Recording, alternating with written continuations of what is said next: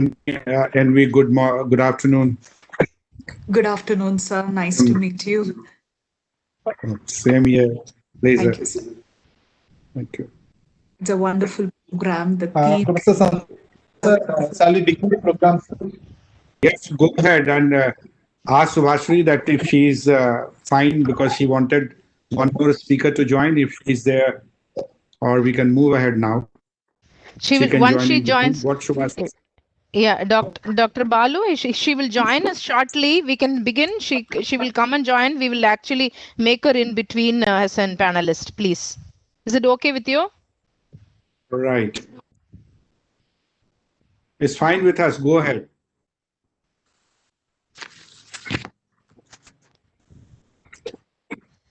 Dr. Balu? Thank you, sir. Very good afternoon to all of you. Yes, ma'am. I'm just starting the program. Am I audible? Am I audible? Yes, you are. Yes, you are.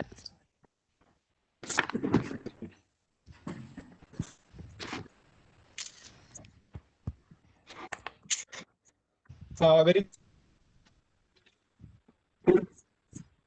on child protection, psychosocial, and legal spectrum being organized by Institute of Disaster Management, Ministry of Home Affairs, Government of India, in association with the Department of Psychology, Madras School of Social Work. My privilege to welcome the patrons, Major General Manoj Kumar Bindal, sir, Executive Director, National Institute of Disaster Management, and the Principal, Dr. Raja Samuel, Principal, Madras School of Social Work, and the most respected Professor Santosh Kumar, sir, who is a professor and head, Child-Centric Disaster Risk Reduction Center and Governance Inclusive DRR. And my warm welcome to all the patrons and the guidance of Professor Santosh Kumar, sir.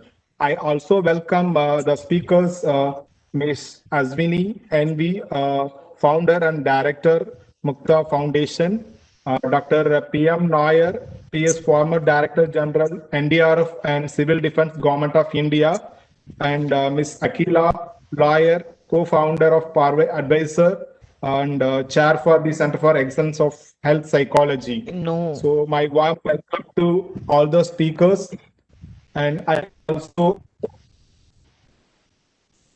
conveners Dr. Kumar Raga, Program Officer, and Dr. Subhasini, Dean, Chair, Center for Excellence in Psychology, Madras School of Social Work. Conveners and speakers, and all the speakers and the participants who are here. With this, now I'm happy to introduce Professor Santosh Kumar, sir, who is a professor and head right now at the Child-Centric Disaster Risk Reduction Center. He was a former executive director for National Institute of Disaster Management and director for SARC Disaster Center. And he was also trained in the field of disaster management at Israel. And he was also worked at HCM RIPA. And he has published various books and articles in the reputed international journals. He was also a chair for various international level committees and related to disaster risk management. And the Child-Centric Disaster Risk Reduction Center is a brainchild of Professor Santosh Kumar, sir, and who is a motivation behind us to conduct the webinars and online training programs across the country. And we have successfully completed these 3 days online training program and webinars in all 36 states. With this brief introduction about Professor Santosh Kumar, sir, now I request Professor Santosh, sir, to deliver your opening remarks. Over to you, sir. Thank you, Dr. Balu. Indeed, it's a great pleasure to be with the August panelists. This is very, very kind of a elite panelist group, and which we see, and especially when I see that whole School of Social Work along with Nair Saab, because he has been as a kind of an old association with us in various occasions when he was also national DG of the NDRF, National Disaster Response Force. But prior to that also, we had many occasions to meet as a friend and also as a senior colleague. I welcome all the panelists. We have Dr. Subhashri with us, Dr. Yasasvi with us, Dr. Ashwani Envi with us, and also Janaki, Dr. Janaki with us. They all are representing not only the department, but we say that they are representing the cause what we have gathered together to discuss in this particular webinar. As Dr. Balu said, that this is very, very important subject which we have chosen in terms of child protection and vis-a-vis which we say that how psychosocial and legal spectrum which we have regarding this protecting our future generation. And this happens most of the time when we have disasters. And largely, we say that community is the first responder to disaster. But I see as a child traffickers comes as a first responder to any disaster site, saying that in terms of that the getting to get this advantage of the distress situation, people can trust anyone, and because they are into distress and they do not know with whom they are going, and the kind of trust they build with the victims, so that they will, it appears that they are the angel of the time. So that how, and once they are out from there, we are not sure where they are going. This is one aspect of child protection which we say, and when it is bordering district, is much more easier for them to transport from one district to another country. And after that, we find that number of missing children are much more, especially the girl child. It happens to both, but especially to girl child. The idea which I would like to share with all of you of child-centric DRR, that time when I was in the SARC Disaster Management Center. And during that time, we had a big earthquake in Nepal.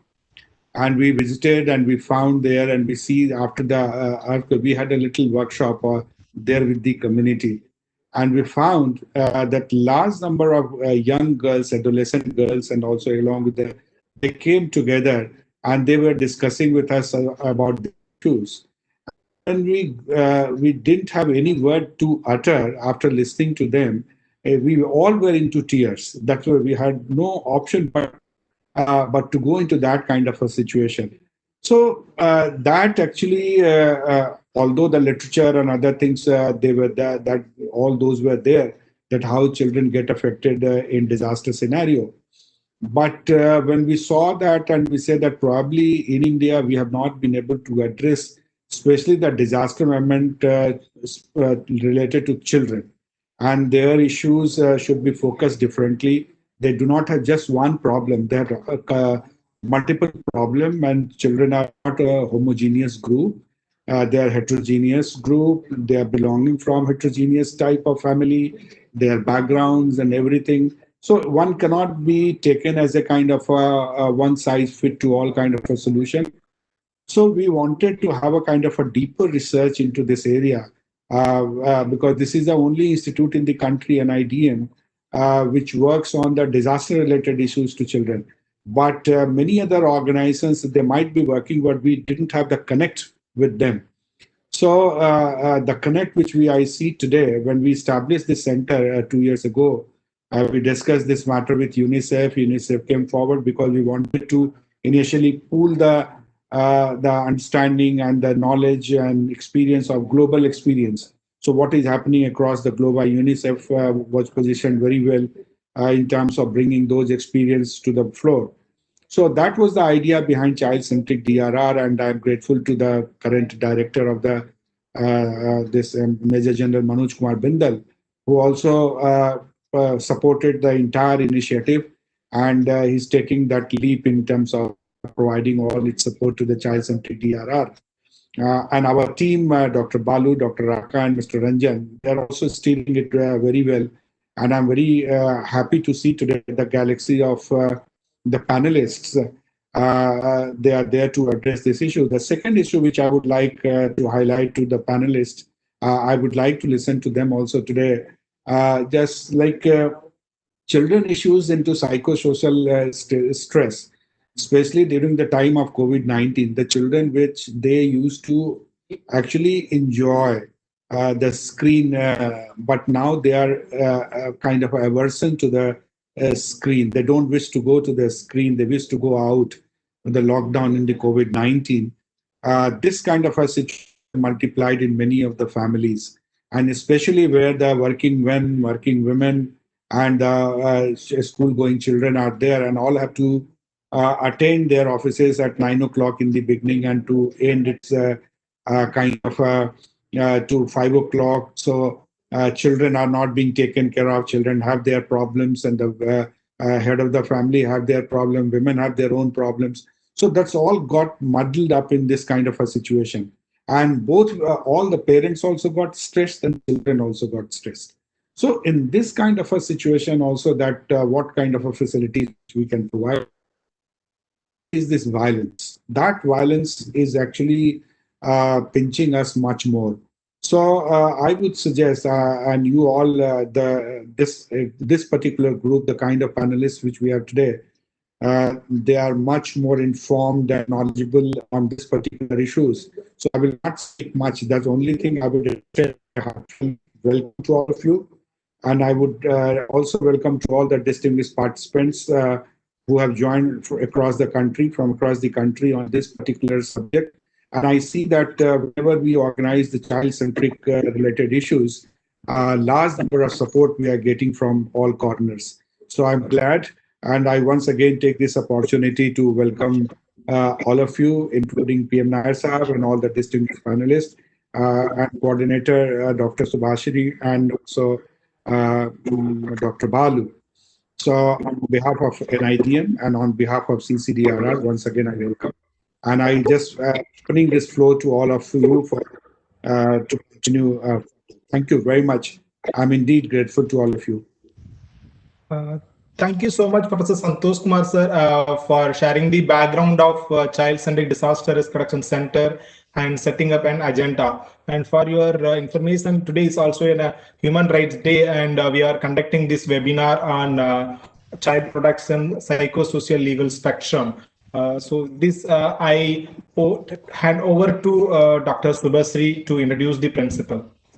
Okay, thanks a lot for Professor for setting up the floor, and it is a wonderful opening remarks for on this Human Rights Day, as Dr. Balu rightly said. Now I take the privilege to call our MSSW principal, Dr. Raja Samvel, to felicitate us. He's been into well-known, renowned professional in the social work profession, and you all can know him in all the policy related discussions, and he's been into various panels, and I am really happy to have him here. And sir, over to you, sir. Thank you, Dr. Subhasri. It's a pleasure to say a few words while we start this program, a very, very important program on psychosocial and legal spectrum, organized jointly with NIDM and MSSW. We have had a great series of collaboration with NIDM on after the lockdown. To interrupt, Dr. Raja, I wish to welcome you also. I forgot your name. My apology. Thank you so much. Thank you so much, Dr. Santosh.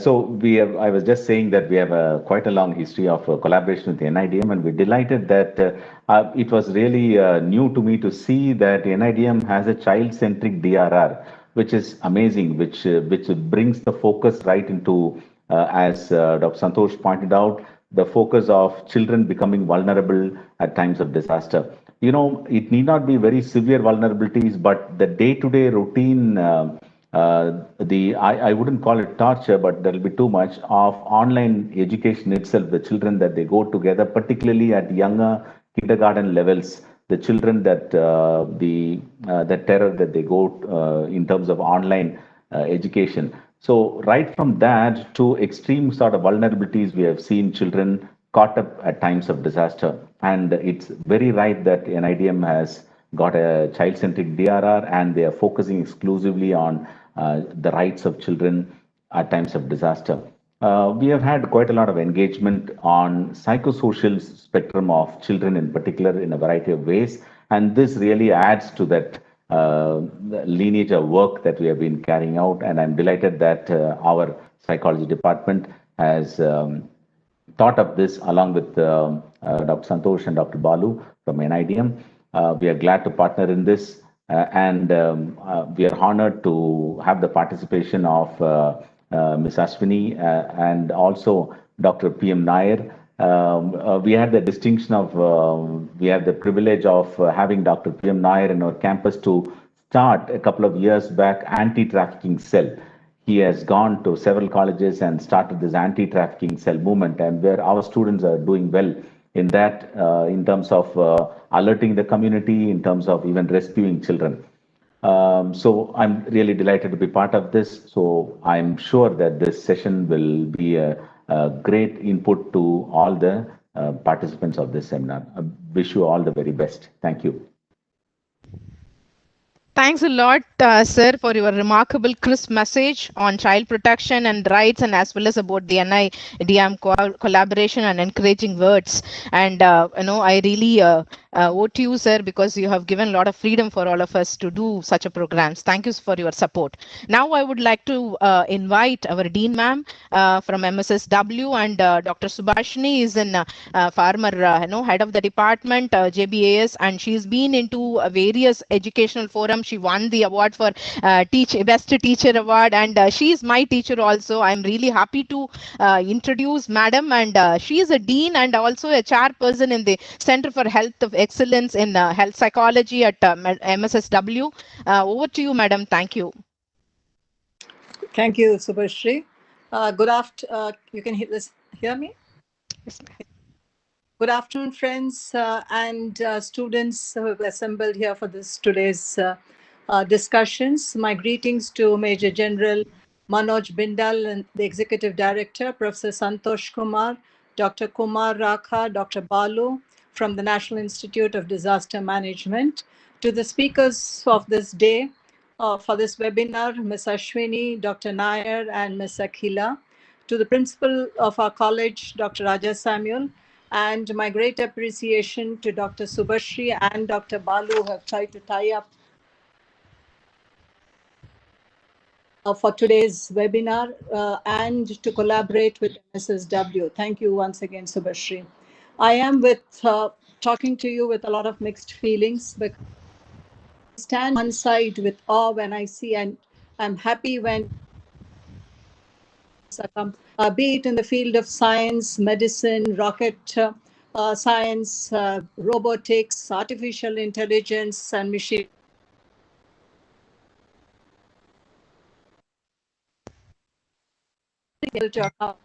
On the gray and dark side, or the black side, is something that disturbs me. It makes me feel depressed and dejected.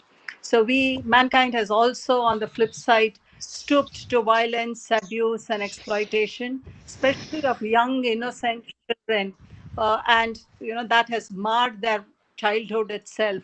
So that is something that disturbs me a lot. So one side, we have so much of man's accomplishments and achievements. On the flip side, we have some things that disturb us. And every day's newspaper, magazines, television, all media to try and repeatedly talk about these things. And today we are talking about child protection, and it is to ensure that they are safeguarded. And preventing atrocities towards children is prime focus of today's webinar. It is a matter of concern whether to anthropologists, to sociologists, to psychologists, to lawyers, to spiritualists, to social workers, and to mankind itself. I don't have to overemphasize, especially the role of psychologists and social workers in this area. This webinar is going to, of course, enlighten us from a legal and a psychological and a social perspective. Of course, my only thing that I can at this point of time think of a small prayer for these young children. My earnest prayer is that we help every child retain the twinkle in the eyes, the awe in the brow, the dimple in the chin and cheek, the smile in the lips, and the innocence in the face. Let them grow and explore the world, this beautiful world that God has given us. Let us provide them a supportive and a safe, human, and happy environment so that they grow up to be future wonderful citizens, very much with a lot of potential, and not make us feel guilty for not providing them that sort of an environment. I once again thank, of course, Dr. Subhashri for having given me this opportunity to talk to you on this with a special address for the occasion. I leave There are three panelists talking from very important perspectives, and I think that we would be able to learn a lot from their inputs. Thanking you once again and wishing the webinar a great success. Thank you. Thank you so much, ma'am, for the thought-provoking and a poetic, way of representing the child protection also, and generous words of appreciation. Thank you, ma'am. And I'm really glad to proceed over because we are going to have the most awaiting moment of listening to the speakers, the experts today on the field. And I know Ashwini for a quite long time. She's been doing a wonderful, remarkable work with, with respect to child abuse and as well as protection and prevention. And I really glad to have her here. And to introduce Ashwini, I invite Tawny, one of my second year students. She's introduced, and after that, it's over to you, Ashwini. Thank you. Thank you. Ms. Ashwini MP is the founder and director of Mukta Foundation, which is an organization committed to prevent interpersonal abuse and promote mental health.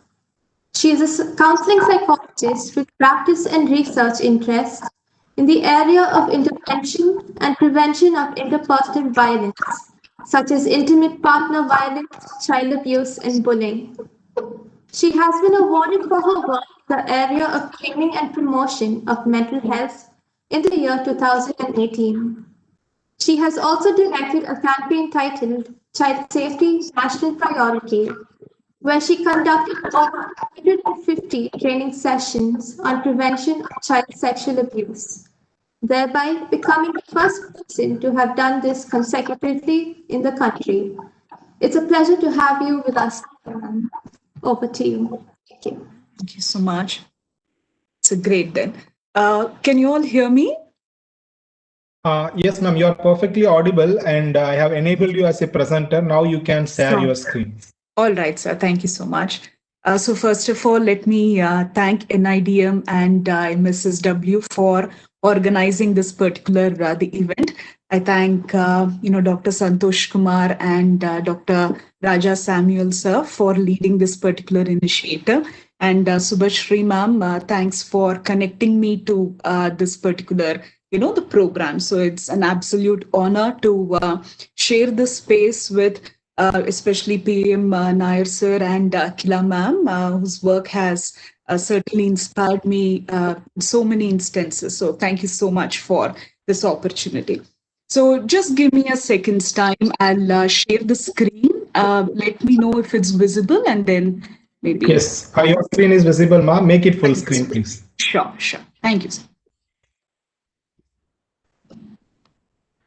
All right. Yeah, perfect. So as Dr. Subhashri had earlier pointed out, I'm going to focus on child protection from psychological perspective. And I thought of introducing few frameworks, for us to think, when it's the matter of child protection from a psychological point of view.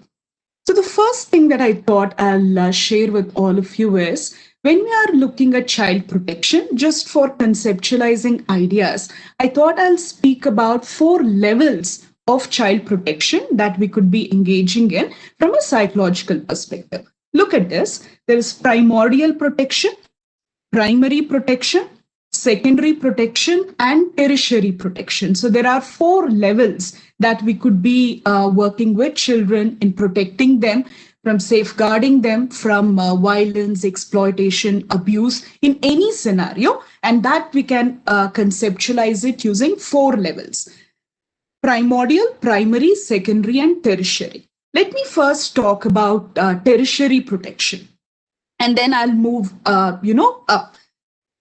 Tertiary protection means, unfortunately, abuse or violence has already occurred, and now we are going to protect the child from, being exploited from now on.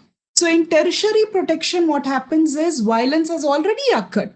Abuse has already occurred. So let's say child sexual abuse. The child has already been sexually abused. Now, how are we going to protect the child in such a way that the abuse does not happen once again? So now that's tertiary protection. Now, what I'll do is I'll introduce these ideas first, And then I have designed this talk in such a way that after this particular, slide, I'm going to talk about each of these levels and certain ideas. Yeah, I hope that's fine. So what did I say tertiary protection is? Abuse has already happened. We're going to prevent it from further happening.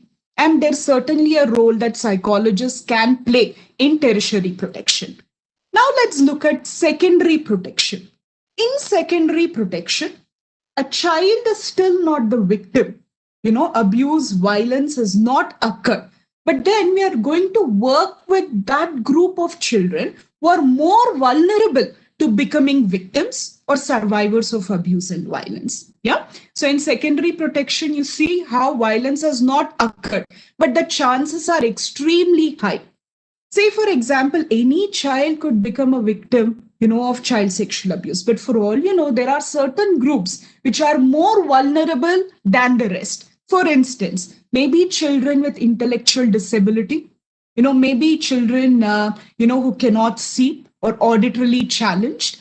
Now, or children who are orphans, or sometimes what would happen, like Santosh Kumar sir was introducing the topic during a disaster, let's say a natural calamity has occurred. Maybe tertiary protection abuse has not happened yet, but then it's time that we act upon it because secondary protection, there is a need there because children are more vulnerable when disasters have occurred. And COVID also presented such a scenario where children became more vulnerable as they got locked up in the home. They couldn't go to the school. Maybe teachers or counselors might have recognized the warning signs of child sexual abuse, but then when they were within home, it presented as a scenario where secondary protection became necessary because the vulnerability increased. Yeah. So secondary protection means what? Abuse has not occurred, but then we are going to work with children who are more vulnerable to becoming victims. And I gave certain examples such as children who are orphans or children with certain disability, intellectual disability. All of this, the work would fall within the secondary, the protection. Say, for instance, at my foundation, where I work, Mukta Foundation, we are planning to, the build modules for children who are visually impaired. Imagine there are, the videos available, cartoon, the format videos available to talk to other children about, child sexual abuse. But what happens to this group of children who cannot see? Then can we develop specific modules on every form of abuse so that children with certain, the concerns, health concerns, can we equip them, the better? Because they're not victims yet, but then there is a vulnerability. So that's the work at secondary protection. Now, what is primary protection? In primary protection, the child is not a victim. Neither does the child belong to a group where the vulnerability is high. But then we are going to train every child, everyone for that matter, parents, teachers, all community members on abuse and violence and ways to prevent it. So there is no vulnerability and nobody is a victim. And yet these are universal programs wherein with large number of, the people, when we train them on ways to prevent abuse, ways to prevent violence against children, that's the work we are doing at primary protection level. And then there is primordial protection. Look at this. What does primordial protection mean? Whenever we are talking about violence against children, see, in primary protection, we are training children and the entire community on abuse itself, on violence, ways to prevent it. But in primordial protection, what happens is we are going to empower the community, maybe life skills training or using large-scale campaigns where primordial prevention would aim at reducing the very risk factors that could contribute to violence and ensuring that we promote the protective factors that ensures, that violence is prevented. I'm going to repeat this once again. Primordial protection means what? We are going to look at reducing the risk factor way before, abuse happens, a disaster occurs, or promoting the protective factors, to ensure that abuse doesn't happen. say I'm amazed at one particular concept called immunizing mind. Look at this idea. We are all talking about vaccines, right? Building immunity. That's for the physical body. But can we have programs in such a way that we immunize the mind of a child so that when problem occurs, they're resilient? Hmm? So we need to build, and the domain of positive psychology is actually talking about ways to immunize, a child's mind so that when there is problem, they, of course, it affects them, but they are resilient. They can bounce back.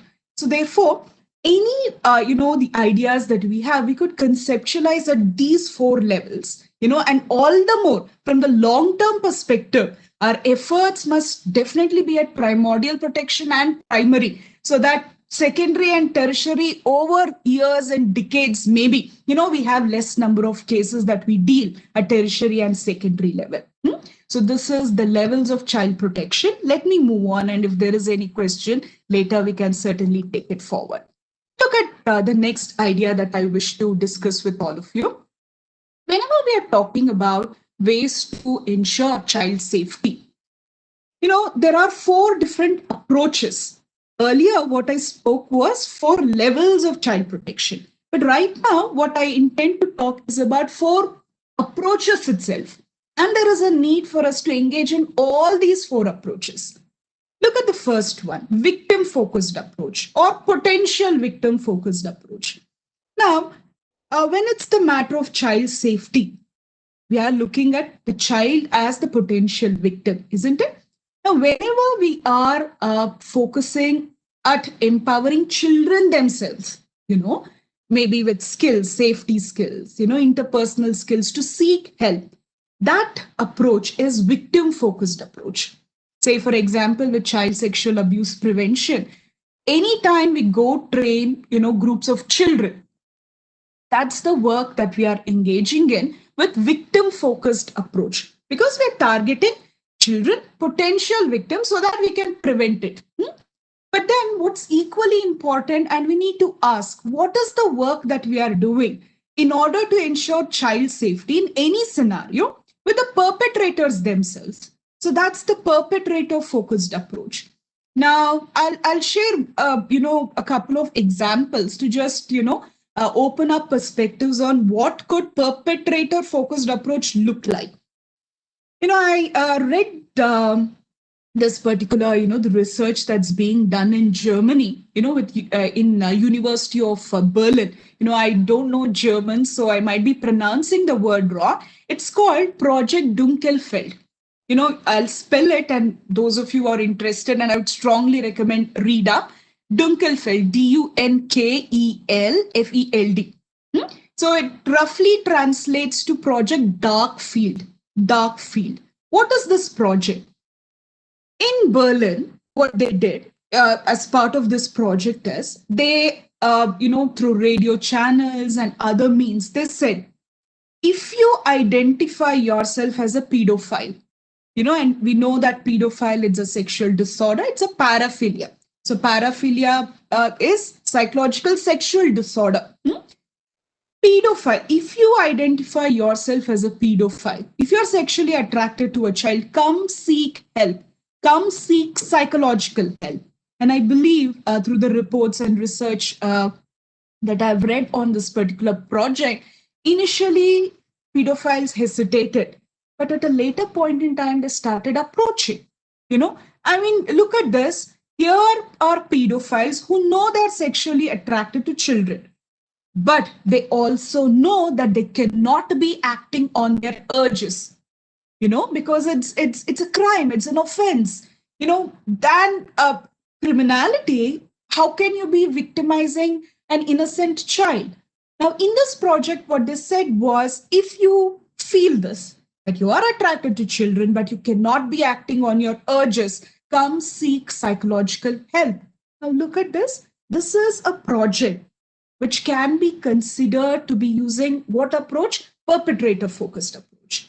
Or another example could be, let's say, there are children in observation homes, who've engaged in behaviors that have been violent, what's the kind of work that we could be doing with children in observation homes? Can we have, effective life skills, the programs, so that years later, they don't once again commit crimes and then they end up showing up in the prisons? You see, perpetrator focused approach is just as important, I would say perhaps even more important, in order to ensure child safety. We need to explore newer ways of thinking about how could we be working with perpetrators from psychosocial legal perspectives to ensure child safety. The third approach is called situation focused approach. Now, what is situation focused approach? Say, for example, I'm not saying one approach is better than the other, but a combination of all of this is essential to ensure child safety.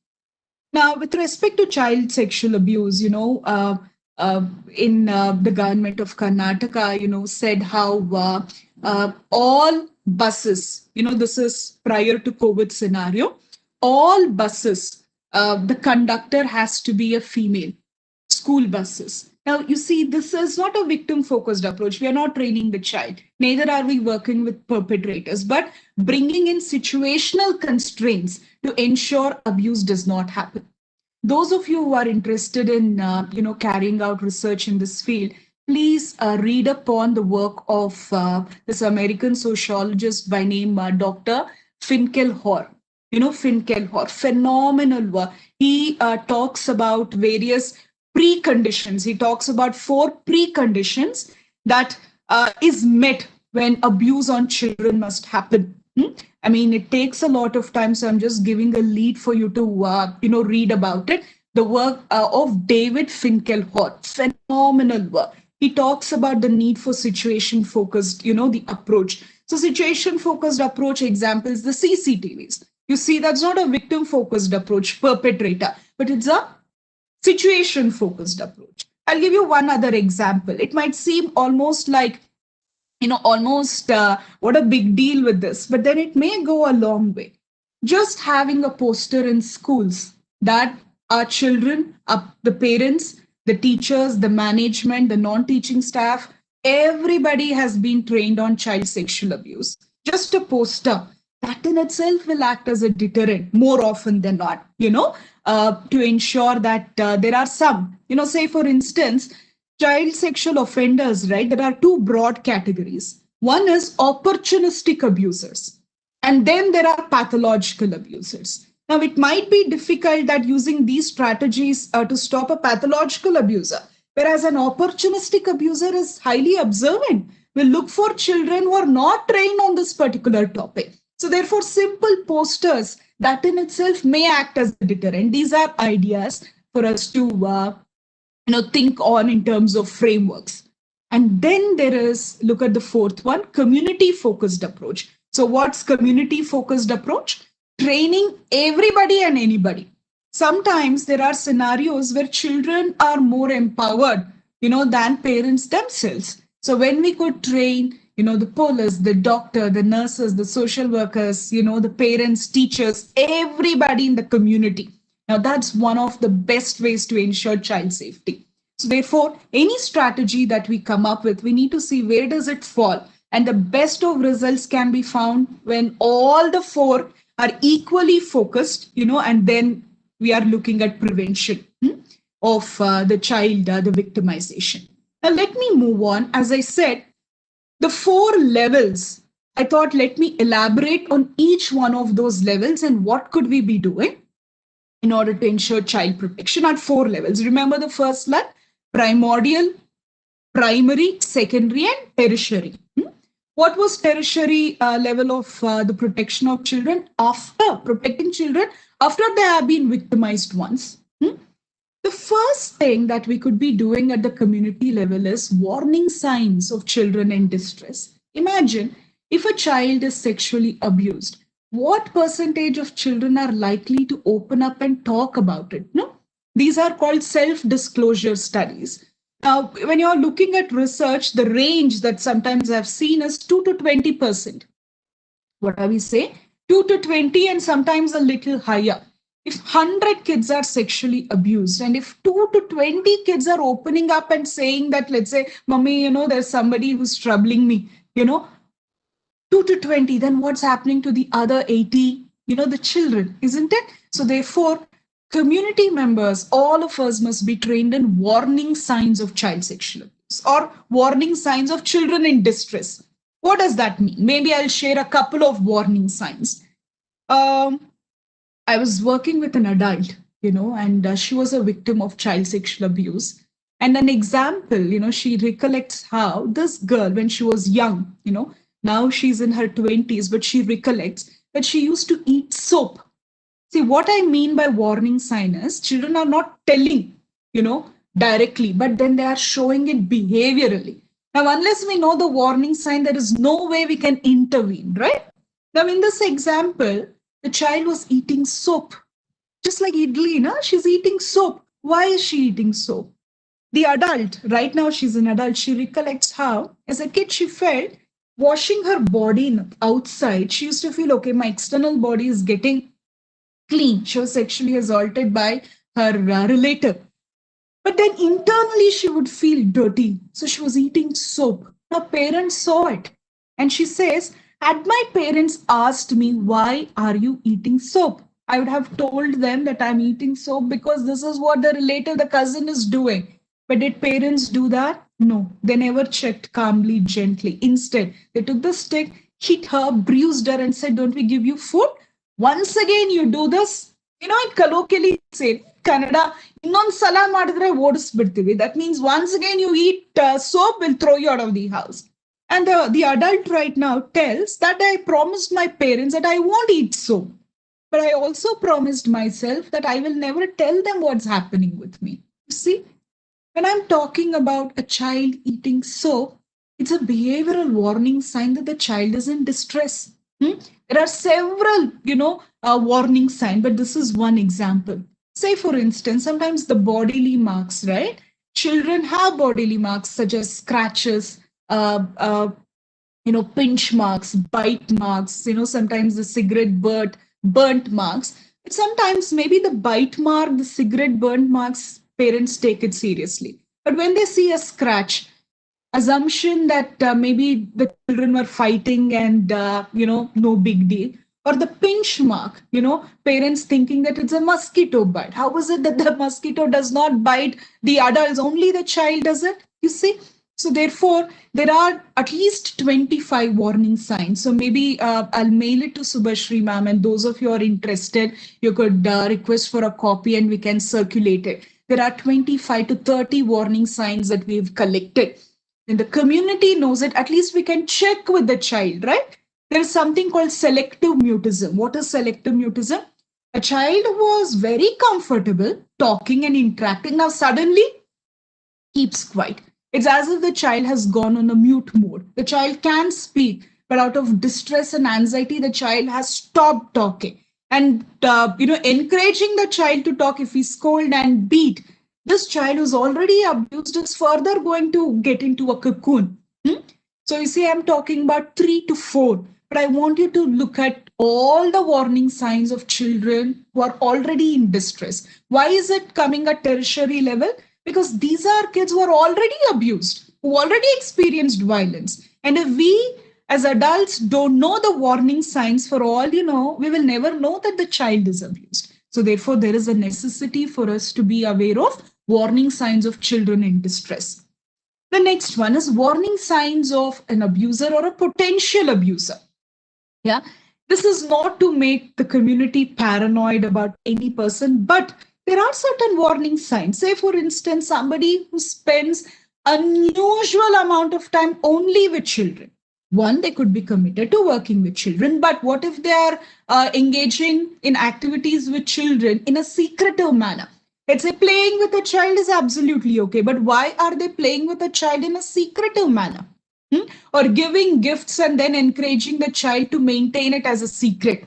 Or sometimes, entering into, the washroom where the child is and always asking for sorry. Say, for example, they say abusers are too quick in apologizing. Once an accident, twice, okay, but thrice it's no longer an accident, right? It's a deliberate decision. So sometimes an adult who enters into the washroom or where the child is maybe changing clothes, but then says, oh, sorry, I wasn't. See, these are all warning signs of a potential abuser. That when we empower the community, then at least we could ensure that people know the signs of potential, the abusers, and at least we can engage in a dialogue, right? We notice that this was your behavior. What's happening? That in itself can become a deterrent than dealing with it when the abuser has already engaged in, the criminal offenses. So warning signs of abusers, potential abusers, we need to train the community. Look at the next one. There is something called bystander effect. What is bystander effect? Let's say we know that the child is in distress. Maybe the child is abused. The more the number of people who are aware of this, what is expected? If more the number of people know that abuse has happened, violence has occurred, we need to pitch in to help, right? But sometimes that doesn't happen. What is the standard effect? The phenomena is the more the number of people who are aware that the child is victimized, the lesser the help the child will receive. Why? Because each person is thinking maybe the other would help, the other person would help.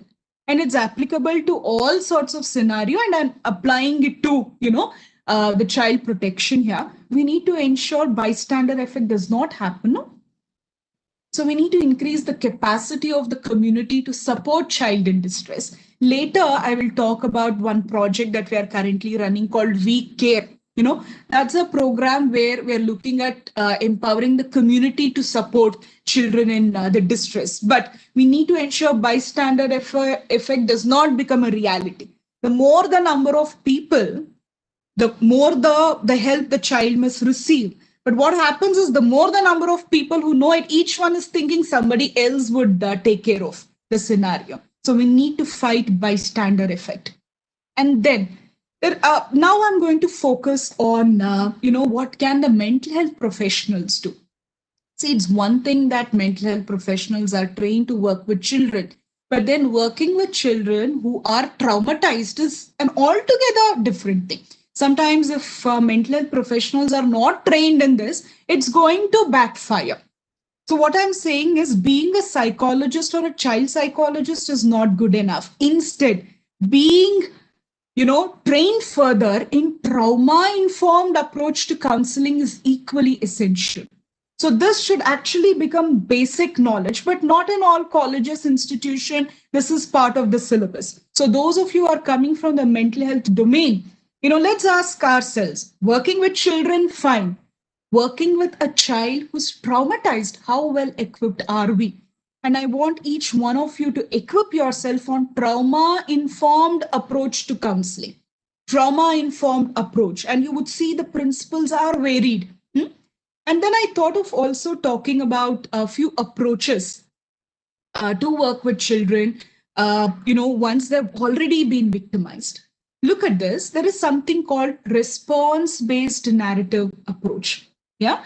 Response-based narrative approach based on the work of, Angela Yuan. What is this response-based narrative approach? I'm presenting ideas in a nutshell so that you could later, read up on it. What is this response-based narrative approach? See, there is effect and then there is response. What does effect mean? What happened to the child? What happened to the child is one thing, but in response-based narrative approach, we are encouraging the child to speak about when something disastrous happened. What did the child do? How did the child respond?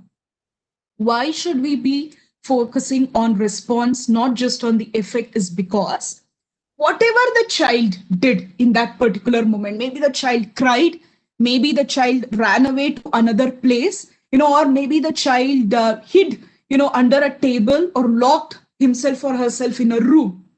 Whatever the child did to ensure survival in that moment. No? And that's something that we really need to be emphasizing on. Are you with me? What happened is one thing. See, whenever we ask somebody, what happened to you? That's going to be a victim-oriented talk. This happened to me. as if I'm a passive victim of circumstances. But the moment you ask a child or anybody for that matter, when that happened, how did you respond? Now, the way they think, it's going to be from the angle of I'm an active survivor. When something happened to me, I'm a passive victim. But whenever something happened, I did something to survive. No, whatever be it. When we focus on responses, we are going to engage the child in talking about, what did you do? How is it going to look like? It's as simple as, let's say, somebody by name Rashmi. Rashmi, when that person tried to, hurt you, right? What did you do? Think. When we talk like that, a belief comes that I too did respond. And then a narrative based approach, we can further, the continue. Now, before that, let me just check, how many minutes do I have? Subhashri ma'am, would you like to tell me how many minutes do I have? Just could you please wind, because it is 5 minutes. We are sure. Yeah. We are already short up, is it? Yeah. Okay. Let me just wind up. So in response-based narrative approach, what happens is response, and then we ask the child, if you could respond in this particular manner, what skills do you have? Using that skills, what else can you do?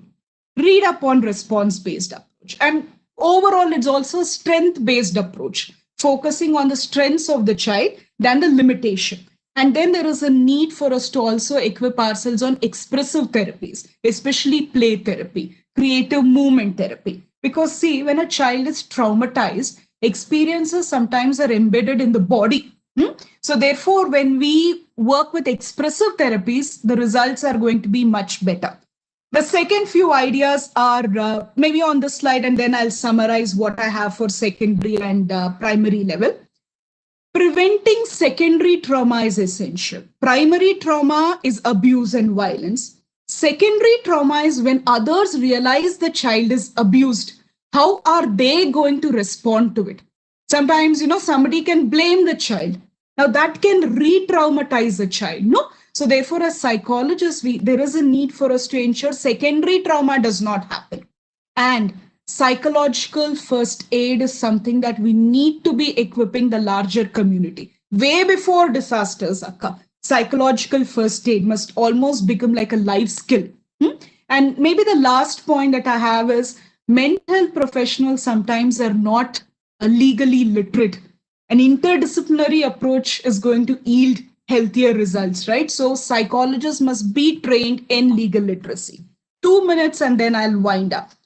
Tertiary level, these are some of the ideas. But what about secondary level of prevention? Secondary level of prevention, we need to work with vulnerable groups of children with specific modules, and also working with primary support givers of children who are under more risk. It's an absolute, the must. We work with parents of children who are visually impaired. And when they are equipped, they are in a much better position to help children. And then primary level. At primary level, can we work with children prior to abuse, violence, disasters about their rights? One of the things that we could be working with children is on safety skills, interpersonal skills, enhancing mental health literacy, and even legal literacy. When we worked with children telling that there is a POXO law, they're like, there's a law, you see, they feel empowered. So that would be at the primary level. Lastly, when we are looking at primordial level of prevention, remember what was primordial level? Reducing the risk factors and promoting the protective factors. We use this approach called SMILE approach. It's an acronym. S stands for, can we equip children with safety skills? Mental health literacy. M stands for mental health literacy. I is interpersonal skills. L is basic legal, the literacy, and E is an ecological perspective. Not just children, when the entire community has an understanding of these aspects, I think there is a much higher chance of protecting children way before abuse occurs. SMILE approach. Safety skills, S stands for safety skills, M is mental health literacy, interpersonal skills, L is legal literacy, and E is ecological perspective. We care model. What is we care model? W stands for community must be aware of warning signs of children in distress. W. E is we need to empower the community to understand, evaluate the situation before approaching the child. V. Care is connect with the child. These are skills we need to train. How do you connect with the child? A is acknowledge. And this is, in summary, psychological first aid. A is acknowledge. R is referrals. We need to collaborate with a number of professionals. E is engage with the child even after there has been a professional engagement. If we could empower the community with we care and smile approach, the belief is maybe at a very primordial level, we would have done something to protect children. I'll end here, and then maybe if there are questions, we could later, discuss. Thank you so much. Thank you. Thank you so much, Ashwini. That was a wonderful, overview on the prevention, and as well as you have really given the, the content, and you are famous for the content and clarity and quality. Thank you so much, and I think we can have the question answers, while you are in the end. Am I audible? Yes, ma'am. You're audible. Thank you. Before move to the next speaker, I also would like to add 2 points. Really, it was a knowledgeable session and enlightening for all of us. And really, the idea of immunizing mind was amazing. Especially we have invited many speakers from the background of psychology, and the first time we could able to see very much the speaker disaster. Really, it was an excellent. Thank you, ma'am. Yeah, over to you, Subhasina. We can move to next. Okay, now we are going to have a renowned speaker. You all know, across the India, people know him, Dr. P.M. Nair. I really take a privilege to welcome him. I welcome Janaki to introduce Dr. P.M. Nair. Good evening, everyone. Dr. P.M. Nair, is the former Director General, National Disaster Response Force and Civil Defense Government of New Delhi. Dr. Nair has handled several crimes, including Rajiv Gandhi assassination, international arms drop at Purulia, Sanjay Ghosh abduction, etc. Dr. Nair served the National Human Rights Commission as its nodal officer, anti-human trafficking with the UN Office on Drugs and Crime. Dr. Nair carried out training of more than 11,000 police officials and prosecutors across India and set up 9 anti-human trafficking units. We welcome you here. Welcome you today, sir. Over to you. All right. Am I audible? Yes, sir. Okay. Thank you so much, ladies and gentlemen. It's a delight to be here with you. Thank you, Dr. Subhashri Panamali. You've been persistently pursuing and consistently chasing me with this assignment. I'm privileged. Dr. Santosh, old-time friend. We had a opportunity of working together quite a bit on disaster and related issues. It's a delight to meet him, get him back again. I'm sure this will open up new avenues now. And I'm also happy to hear there's a child rights cell in NIDM now. I distinctly remember at that point of time, I sent a note also to the NDRF, a women rights cell and child rights cell. But somehow at that point of time, the NDMA, what being it was, did not take it forward. Good that it has come to stay. There's a lot of work can be done in this field. We can work on this. I have a presentation which is a little elaborate, but I don't think I should be speaking on that for 20 minutes. Dr. Subhashri, I should be stopping at what time, 4:20? Sir, yes, sir. 25 minutes, sir. All right. 4:20, 25, I'll stop. If I don't stop, you raise your hand and say, better stop. Yes. All right. Thank you. Then, well, I have been asked to speak specifically on the legal perspective. What you told me is on the legal perspective. Sociological, sir. Sociological. Oh, sociological. I see. I thought legal also. All right. sociological. So my presentation mostly on sociological, but it has got something on law too, because you are trying to focus your discussion today on child protection and legal spectrum as well as psychological, psychosocial spectrum. It was indeed a delight listening to the erudite presentation by a esteemed colleague who made presentation now. Such a illuminating presentation. I was very happy to hear that. I could link every bit of what she said to the ground. That is the most important. It's not speaking of the theory, but on ground. Exactly what I could refer to for my 35 years in the police service and NDRF, etc. Well, when we talk about human trafficking disaster, when I was DG of the National Disaster Response Force, Government of India, Home Minister, the then Home Minister, called in a meeting, he was asking Nair, who is the first responder in a disaster scenario? It was a big audience. I think many state government officials were there, and some issue happened, so he was having a meeting. So I was given the mic first. Who is the first responder and what should be done? I said, the first responder in a human trafficking scenario is, I pause for a while, people will think community, somebody will say police, somebody will think NGO, third person can think somebody. But I said, the first responder in a disaster scenario is human trafficker. He said, what? I said, sir, let me give examples. 2010, when I was not in the NDRF, but I was in CRPF, attending to the all calamities across the country in a different way. I went to Odisha after Odisha cyclone, and it must be the second day of cyclone.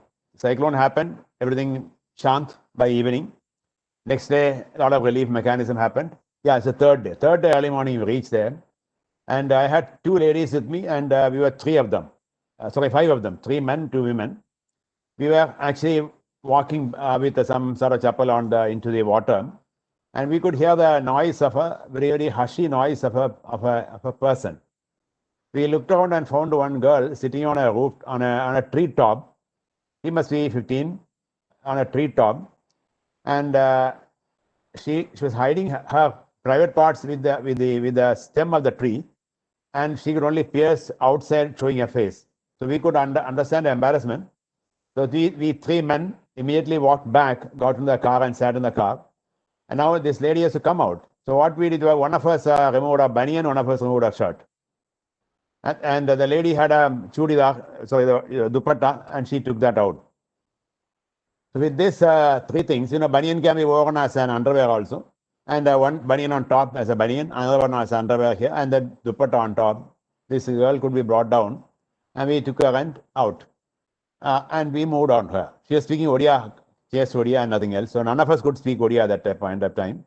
We got a Odia speaking person from the nearby place and started talking to her. She was saying that at least 10 teams have come there. 10 teams have come there, going through vehicles or something for relief, etc. But they would go to a camp and they dump something there, get to the car and move off. So it was only a dumping exercise, not caring exercise. The sociological perspective. Number 2, she says all those fellows who came there were men. And there was no woman, because at the end of the day, this girl who is stark naked, 15 years old child, she will dare not come to open when the men are there. So she said, there was no woman, so I couldn't even make noise. I couldn't protect myself. I was sitting there. I said, someday some woman will come. When she saw 3 women, she was still not confident. 3 men and 2 women. She was still not confident. Therefore, she only making hush noise. So that noise we could understand and we moved off. So she was saying, where is your sensitivity, sir? Where is your sensitivity? When you come and do disaster rescue and relief, do you look after women? Do you look after children? What do you do for them? The entire materials are thrown there, and who picks up the brawn, the thug, the so-called leader there, the person in authority, person in power, and the weaker people. Weaker means I include a broad terminology. Women, children, weaker sections, scheduled caste, scheduled, all included. All included. Now, this scenario, I'm talking 2010.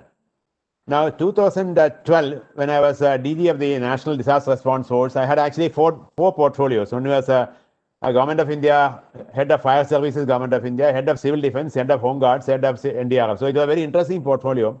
We could bring out a national grid on disaster management also, along with the civil defense and home guards, etc., across the country. And Dr. Santosh was part of that mission. Now, when this grid was being brought up, we had to get everybody on board. So I thought, let me acquaint myself more on reality on the ground. There's a disaster in which happens every time in Sitamarhi district in Bihar. Sitamarhi district in Bihar. Since I have worked in Bihar as an IPS officer, I went to Bihar out of my own commitment. It's a karma bhumi for me. I went to Supol district, Supol, beyond Saharsa. Complete area under flood, only water. And where do the people live? Villages after villages come onto the highway. It's a national highway, and they live on the highway because there's no traffic on the highway. You cannot run vehicles. So everybody lives on the highway. The government sends a relief there. So many relief camps, 1, 2, 3, 4, 5, 6. On record, government has provided all sort of relief, etc. Now, 3 of us decided to go, and I was DG of the NDRF. I took two women officers also from the NDRF, and we sat, 2 women officers in the police, and sat there in the tram. I told them, don't introduce me as a police officer, and the response will be different. I said, introduce me as one of the government caregiver, something like that. So the women also did not introduce themselves as police officers, and we had become one-to-one. Ice breaking was done. Now, if I tell a story, I can go on. It will mind-boggling, and the way Dr. Santosh mentioned, he was in tears. I tell you, sir, I was in tears. I was weeping there. The woman was saying, adult woman of 30 years, old woman of 53 years, young woman of 12 years, all the same story. What is the story? In the camp, they are all huddled together.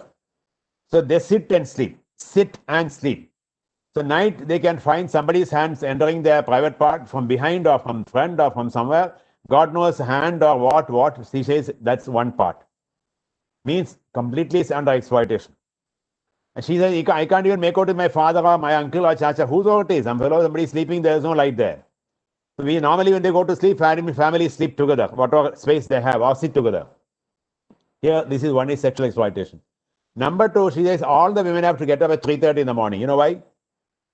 Men, the sunlight comes around, that's the part of the India, the early sunlight comes very early. Around 5:30, it's bright sun.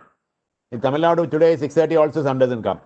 But Supol, Bihar, 5:30, sun is bright there. So 5:15, sunlight comes in, daybreak comes in. So 5 o'clock, the men start going to toilet.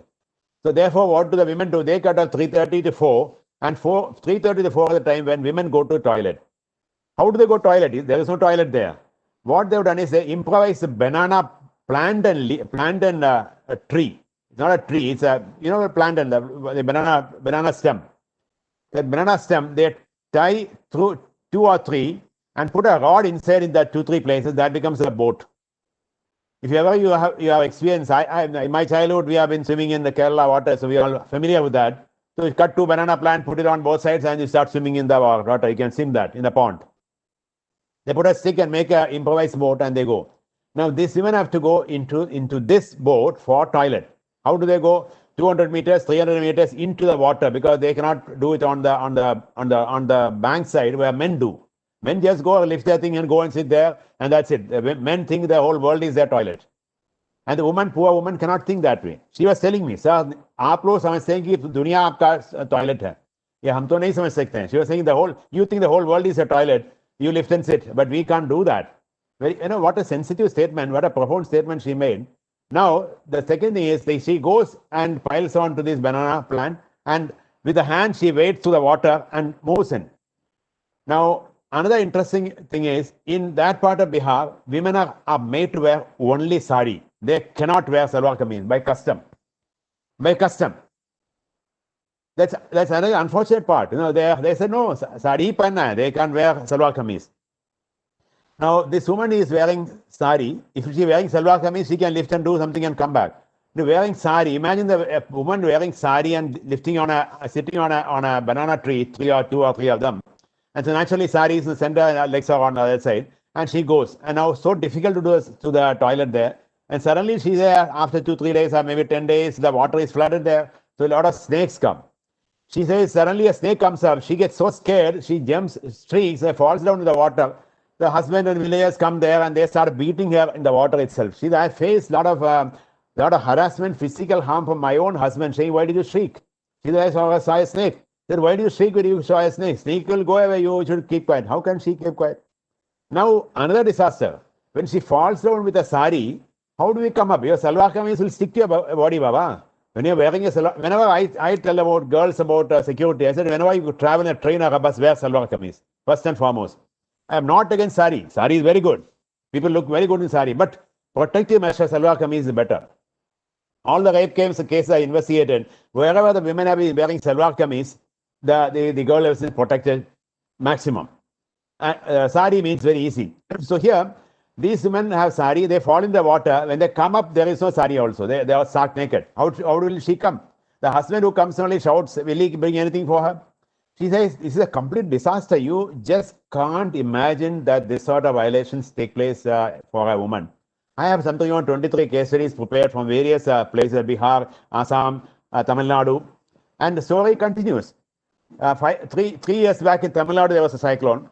Out of my curiosity and inquisitiveness, though I am not in the service now, I went with a team of social workers and went to interior place. And there we found a woman standing in a banana crop. And she was saying, "I have nothing to wear. I only want something on top, nothing in the bottom. All washed away.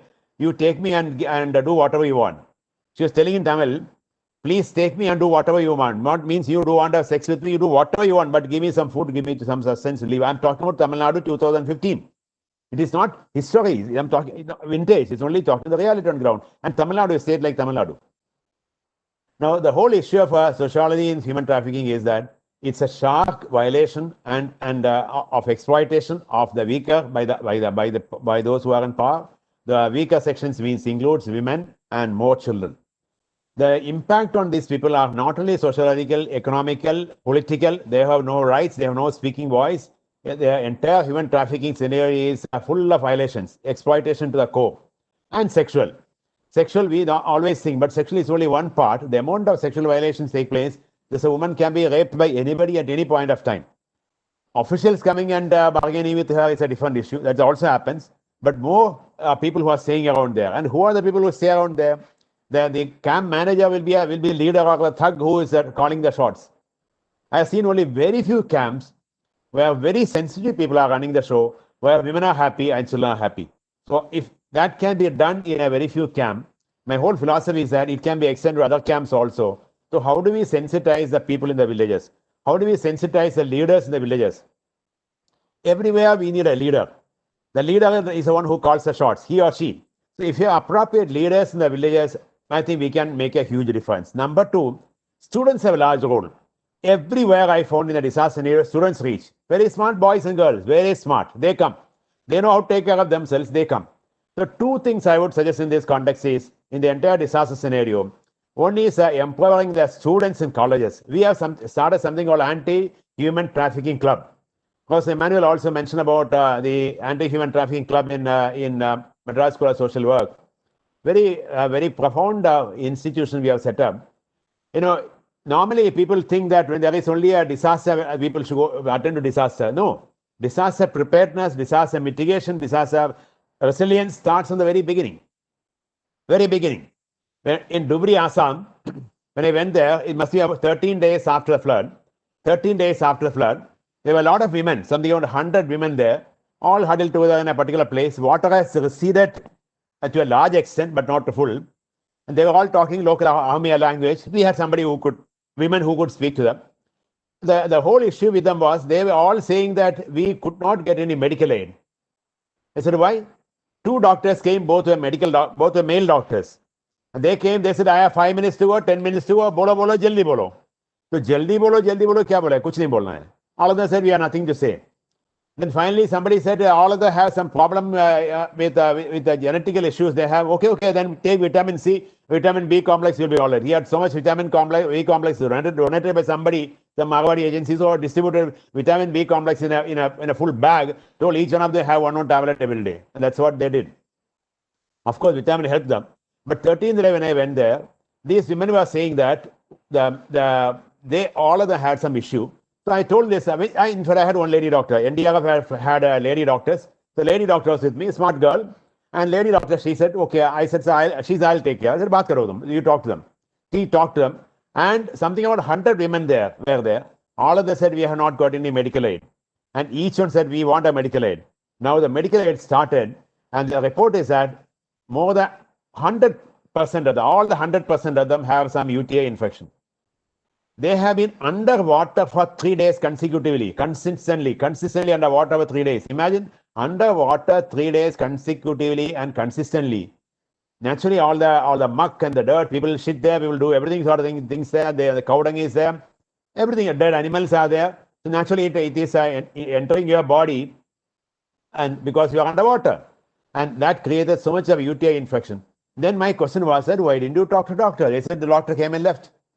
I asked the doctor, when I came to Guwahati, I asked the doctor, where did you do that? Where did you ask them to? He said, sir, I went there, I have only 2 hours to go because I have to go to another camp. 2 hours, 100 people. I told them, okay, anybody has got a problem, come here.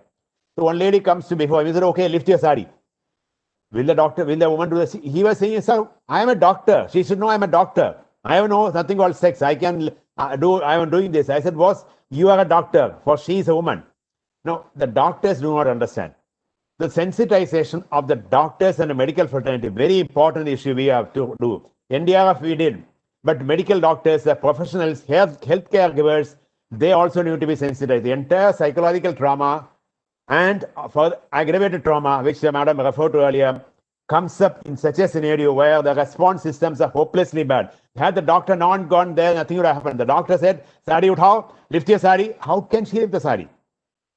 And doctor says, what can I do? I said, Baba, can you have 2 saris of 2 women and make one sort of a covered area and ask, and that can be done? Sir, I can be done, but I didn't think of that way. I went to the district collector in the district, Dhubri district collector. I said, boss, why couldn't you arrange lady doctors? She said, sir, only male doctors are sent from Guwahati. I went to Guwahati. There was an Apollo hospital there. Went to Apollo Supanda hospital. There happened to a lady there. I said, madam, can you organize 10 women doctors in an hour's time? She said, why? I said, I'll take them to Dhubri, get the women treated. She said, sir, why do you want to take 10? I said, why? I'll give you 20. I said, but they will have to stay overnight. Why not, sir? They are ready to do. We have told the government we are ready to do. 20 doctors took them in a medical van, 2 days, stay there, and they are treated all the women. And many of them could speak Amia, or they could have translated to do that. Nurses were there. They could do a magnificent work. Now the question is why it was not done earlier. The collector did not know, or the state government did not inform the collector. The Apollo hospital told the health secretary told somebody, additional secretary told the disaster management person, that person told somebody there, that did not come to the collector, and anything came. Nobody did know. So one important point that we need to think of is networking of the very important, all the agencies concerned. Networking all the agencies concerned in any disaster scenario, that is actually a sociological requirement. It may be administratively required, economically required, but medically required, but sociologically that is also very important. Networking of the people concerned, of all agencies concerned, and also training them, orienting to the issues concerned. Now, very important point I would like to mention here is, even the response agencies like police also have to be careful. When I trained my NDRF fellows, and I went to this place only, I could understand the nuancing. The NDRF is trained to lift people. Let's say there's a fire here in some room. So NDRF will rush in and lift. I can lift 2 men because we are trained how to lift. You put a hand in between the thighs of one fellow, put him on the shoulder, and put a hand in the thighs between thighs of another fellow, and roll him over. So both the high guys will be on my shoulder, and I can very easily. In fact, because they are on my body, I am only taking half the weight of their body. Very interesting thing. If my body is able to stand on myself, because they are leaning, the fulcrum changes. Therefore, I get only half the weight of that body. 2 men I can lift. I said, Baba, when it is a woman, no question of doing this. Even if you are saving less women, be it. So be it. Do not put your hand in between the thighs of a woman. You lift her the way you lift a child and put her on your back and carry her. So I said, nothing doing. You shall not put your hands in between the thighs of a woman. It's a very gender sensitive, small matter, but it can make a huge difference. It can make a huge difference. There lies the sociology. How you orient a man, how you orient a staff, that's a very important part of the whole thing. Now, lastly, I need to touch upon a little bit on how to go on the grassroots. Before that, 2-3 points on the law. Human trafficking is a law, is a specific law under the Indian Penal Code 370 IPC, Indian Penal Code 370 IPC. It says any action of recruiting or transporting or harboring or transferring or receiving any person by using threat or coercion or abduction or deception or abuse of power is trafficking. And for physical exploitation, sexual exploitation, slavery, practice similar to slavery or organs. Now, why I put this slide is here. Normally, we think human trafficking is for sexual exploitation or labor exploitation. Now, in the new definition under 370 IPC, which came in 2013, even physical exploitation is also an important element. And more importantly, slavery. Slavery has not been defined in the law. So who will define? If Dr. Subhashri is on the ground, Subhashri will define this is slavery. If Dr. Santosh is on ground, he will define this is slavery. How is it? A child who has not been given freedom, a child whose freedom has been curtailed, a child who has been made to work beyond that hours, a woman who has been forced to work, a woman who has no freedom to work, a woman who has no freedom to choose her work. That is all slavery. It's all slavery. When the freedom has been taken away, that becomes slavery. Very interesting definition we have under international conventions on slavery. Therefore, definition available there. So, utilizing that section, any person whose rights have been deprived becomes a slave. Therefore, that is trafficking. So, in all disaster scenario, you can very easily find lot of slavery going on. Now, very important point I want to mention is that not only the types, etc. I think let me go on to one interesting post labor also. I think I don't touch upon that. Very important point I want to touch upon here is about the constitutional obligation. So you will be aware of our constitution. Our constitution says very interestingly, our constitution says human trafficking in every form is prohibited. Human trafficking in every form is prohibited. Our constitution made by Dr. Ambedkar and team does not speak about drug trafficking, does not speak about arms trafficking, but it speaks about human trafficking. So Dr. Ambedkar and the team who made our constitution, those great visionaries, have envisaged a scenario. Therefore, they put the constitution under the trafficking under the constitution. It says trafficking in every form is prohibited.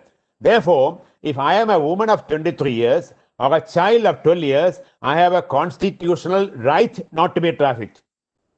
I have a constitutional right not to be trafficked. And you may be Dr. Subhashri, you may be PM Nair, you may be a police officer, you may be a bus conductor, you may be a rickshaw puller, you may be a sweeper, you may be anybody. You have a constitutional duty to ensure I am not trafficked. Under the Constitution of India, therefore, it's a constitutional duty of all of us. So I call all of us not as stakeholders, but duty holders. All of us are duty holders under the Constitution of India to prevent human trafficking. In a disaster, it's known that trafficking will happen, is happening. Any disaster scenario, Nepal earthquake, I went with the SSB, DIG in SSB, very smart lady is there, DIG, and went along with her, and we stood on the Nepal border without announcing ourselves that we are police officers. We are not in uniform. We removed our uniform and we were standing there. We could see bicycles and cycles and auto rickshaws going one after another. Girls, two, three, stop everybody. Kona bhai, Papa ji hai, Uncle ji hai. So Papa ji and Uncle ji stop the Uncle ji separately and Papa ji separately and take the girl separately and talk to her. She said, I don't know. He said, Bolo Papa ji, Uncle ji, I'm going with him. Where are you going? I don't know. Sir, by the disaster there is no food to eat, nothing to eat. He says, he's take me somewhere. I said, Baba, you're going to be sexually harassed and violated. You'll become a sex slave, become a prostitute. Are you ready for that? No, I'm not ready for that. She doesn't know. So this particular scenario of a disaster scenario, not only within the country, but even across borders is a major issue where even Nepal constitution also envisages that. Therefore, we have a wonderful legal regime made according to that. Child Immoral Traffic Prevention Act, POCSO, Juvenile Justice Act, so many of them.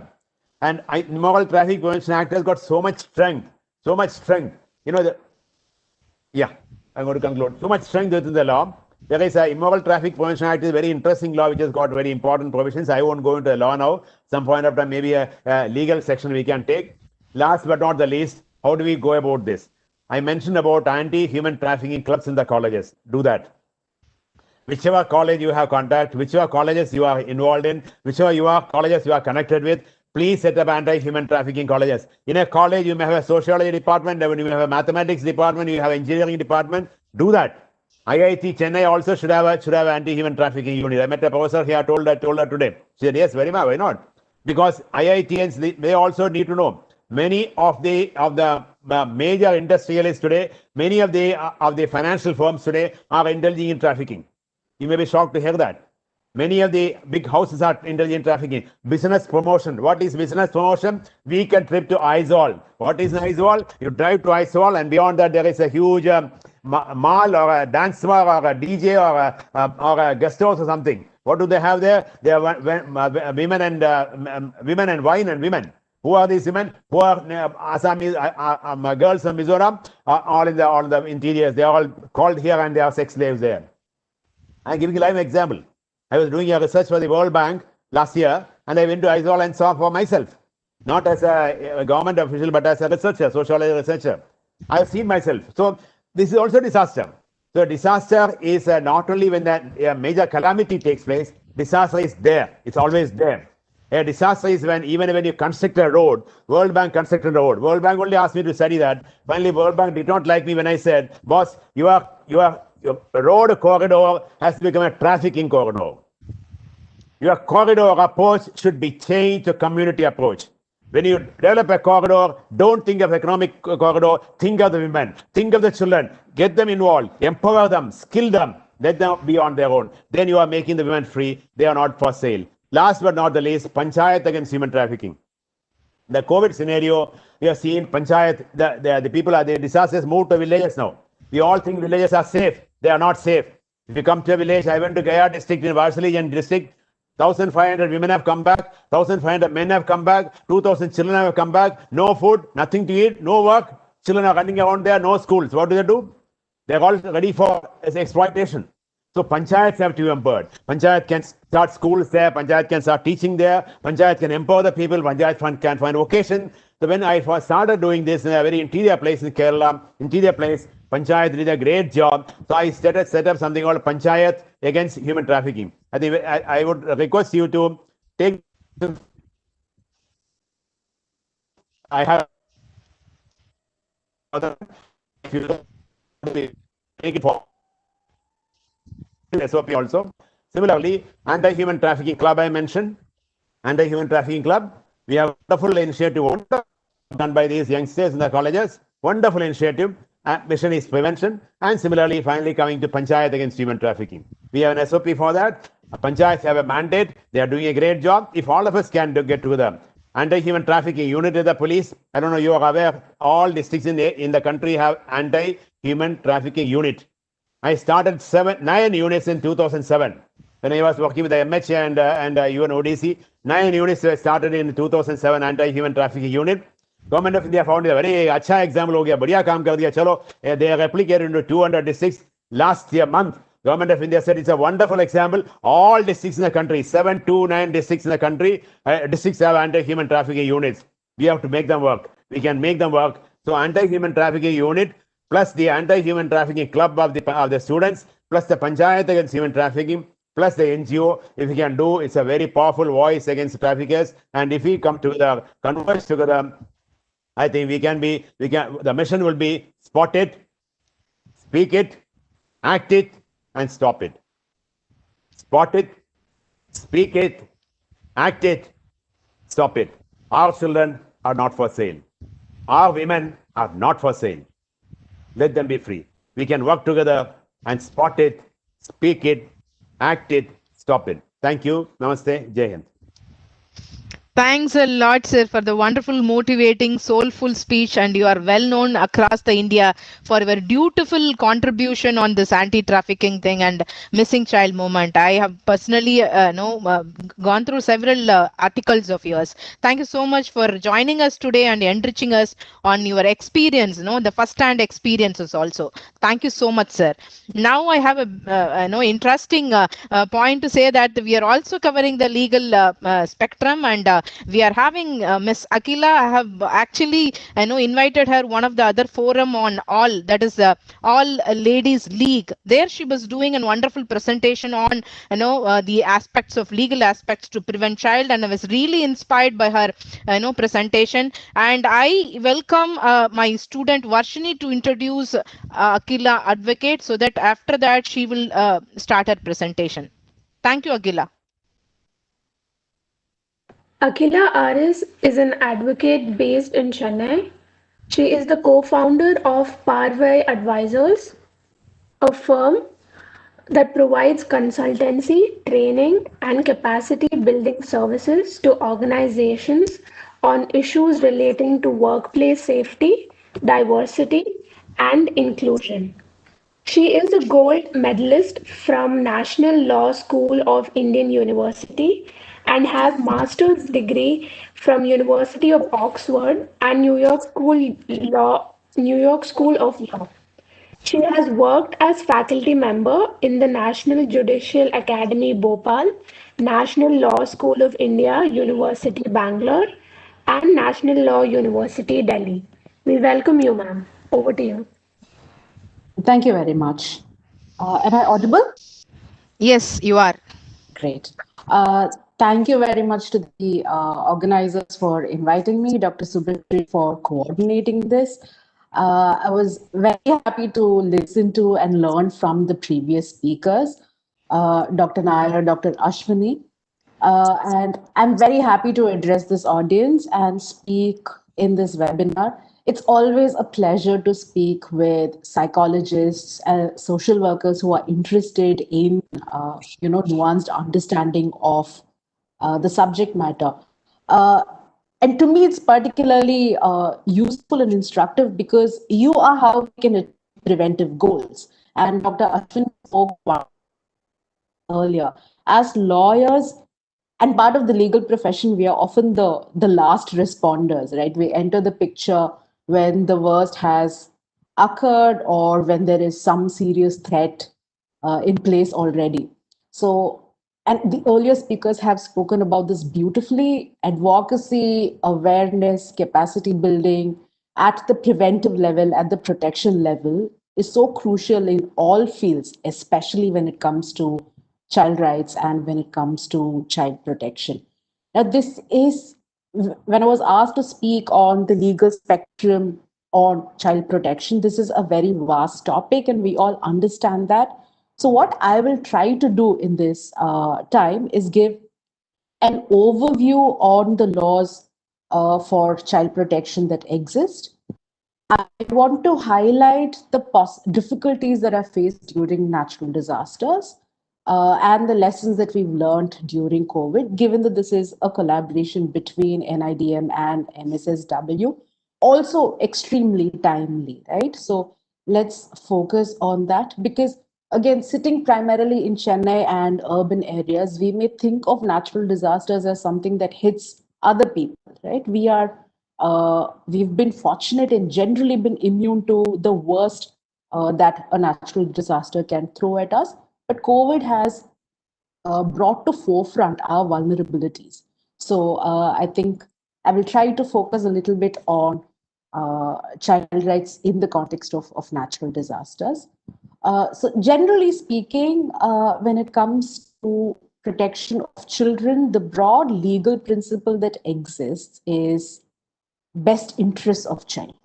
So this is the overall paradigm, and this principle is applicable across the board, whether we are dealing with, guardianship issues, whether we are dealing with custody issues, which parent should a child stay with, right? Adopt, anything of that sort. The overarching principle of law that is applied is best interest of child. And this comes from international law as well. The UNCRC, UN Convention on Child Rights, speaks about best interest of child, and this should be the governing principle that motivates all action, all laws, and all policies. Also, that whenever children, whenever laws and processes are involved, including courts, including other kind of welfare institutions. These places, these physical spaces, these processes are supposed to be child friendly. So it is all about best interests of the child. Now, let me talk a little about the specific laws. I told you about this overarching principle. When it comes to general laws relating to child protection, we know that some children are more vulnerable than others, right? So the law usually assumes that family is the best place for the child to be raised.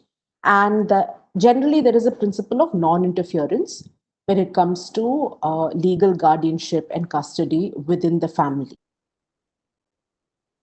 Say about education of a child, about nutrition of the child, about their play, their leisure, etc. Families are usually free to make these decisions, and we know that we've all been raised largely in that way. The government, the state, does not interfere in a child's raising generally, unless there is neglect or abuse or any reason why the state should be involved. So, when it comes to children who are living in difficult circumstances, the Juvenile Justice Act is one of the most important laws that exist to deal with this difficulty. Let me try to place this in context. I was trying to understand the magnitude of this problem for the purposes of this presentation. And according to statistics that was released by the National Institute of Public Cooperation and Child Development, 140 million children in India. I think this is a dated statistic, but scale it up for a few years now. 140 million children in India, they report that 172 million children live in difficult circumstances. That is nearly 40% of all children. So this is a state statistic. They say that around 40% of children live in difficult circumstances. Now, what are these difficult circumstances? These could be children without family support. These could be children who are forced into labor, children who are abused or are trafficked, children who are on the streets, children affected by substance abuse or addiction issues, children in conflict areas or where there is civil unrest, and also children who have been affected by natural calamity. So, nearly 40% of all children in India are vulnerable and are in these difficult circumstances. So, what happens to these children and what is the general legal paradigm? Like I told you, the general assumption of law is that the child stays with the family, is under the guardianship and protection of the family. But what happens where there are these circumstances which render them vulnerable, where the family is unable to adequately take care of the children? The Juvenile Justice Act that we have specifies categories of children. One is children in conflict with the law, and secondly, children in need of care and protection. Let me quickly talk about children in conflict with the law because that's not the focal point of this particular webinar. I'm sure we can have a later session which deals with it in depth because it's a very important area, just not what we are going to be talking about today. So in terms of just definitional parameters, a child is anybody who is less than 18 years of age. And usually speaking, if a child under 16 years commits an offense, they commit a crime, they will not be subjected to prosecution as adults. So there will be no trial which ends in conviction and punishment. Instead, they will be sent to correctional homes. So the focus is on rehabilitation of children. A juvenile who is between 16 and 18 years of age, if such a child commits a heinous or really serious offense that carries with it punishment of over 7 years, then they can be tried as an adult. So there is a possibility that a person who has committed a serious offense, what can be considered a heinous offense, can be tried as an adult in a regular criminal court and they would receive punishment, be sent to jail. This is a controversial amendment that came into being after the Nirbhaya case and where criminal reforms, criminal law reforms took place. There have been a lot of rights activists who are advocating for a change in this law because of concerns that it violates international law principles, concerns that it may affect rehabilitation goals that we have for children. Again, that is for another day. I would like you to flag this and go back and read if you're interested. Let's talk about children in need of care and protection because this is an area that we as lawyers don't focus enough on, and it definitely needs more attention. So, what happens is protection. Simply put, those children whose families are either unwilling or unable to take care of the children, where they are vulnerable and they need care and protection, right? So, in such a situation, the Juvenile Justice Act applies and childcare institutions take over.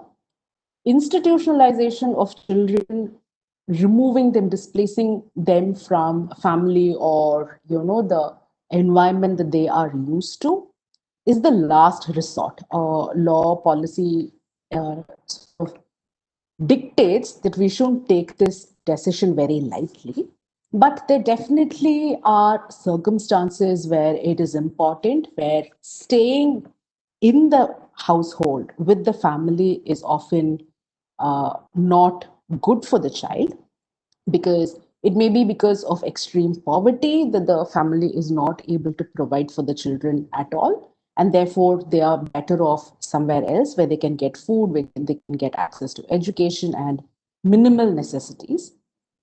Or there could be other reasons why children are neglected or even actively abused, right?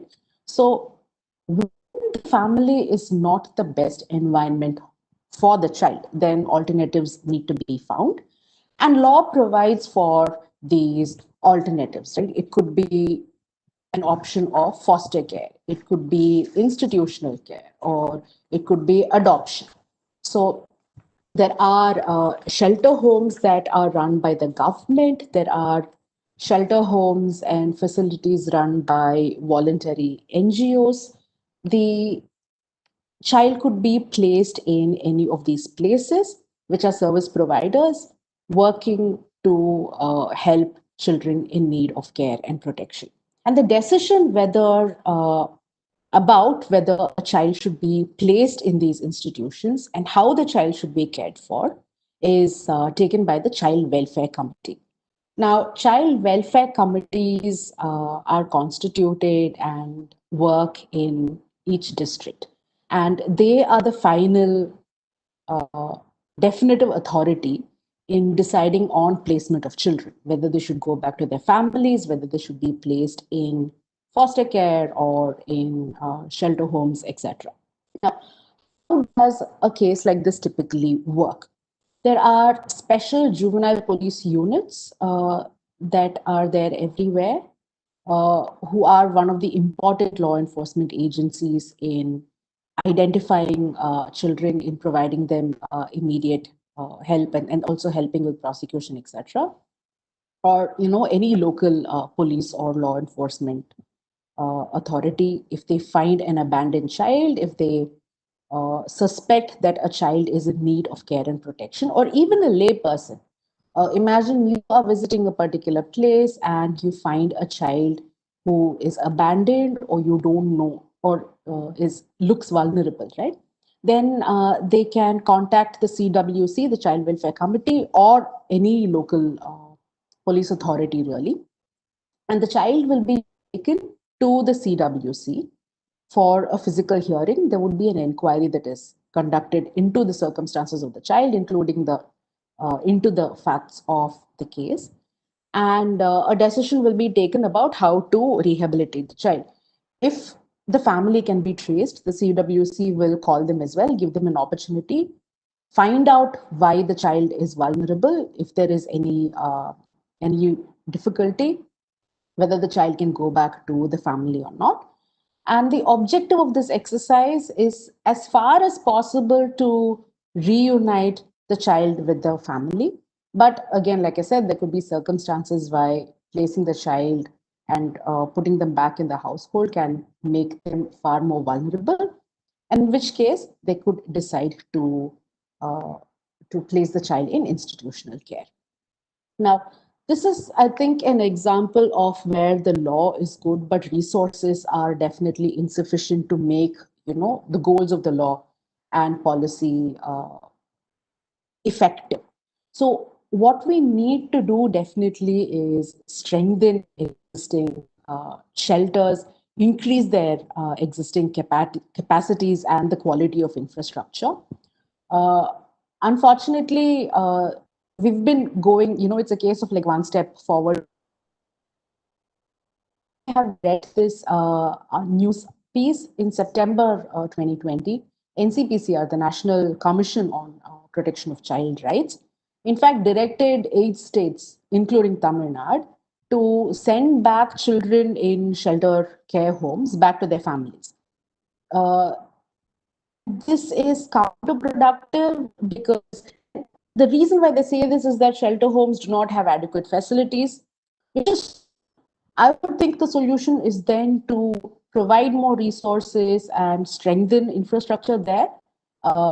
Infrastructure, not just physical infrastructure, right? Including sensitivity and capacity building of people, of nodal officers who are involved in this particular caregiving. Uh, because sending them back to their families can often not be in keeping with their welfare and best interests. But we are waiting to see what happens as a result of this directive. A lot of NGOs are disturbed by this and have even sent like representations to the state. We'll have to wait and see what happens.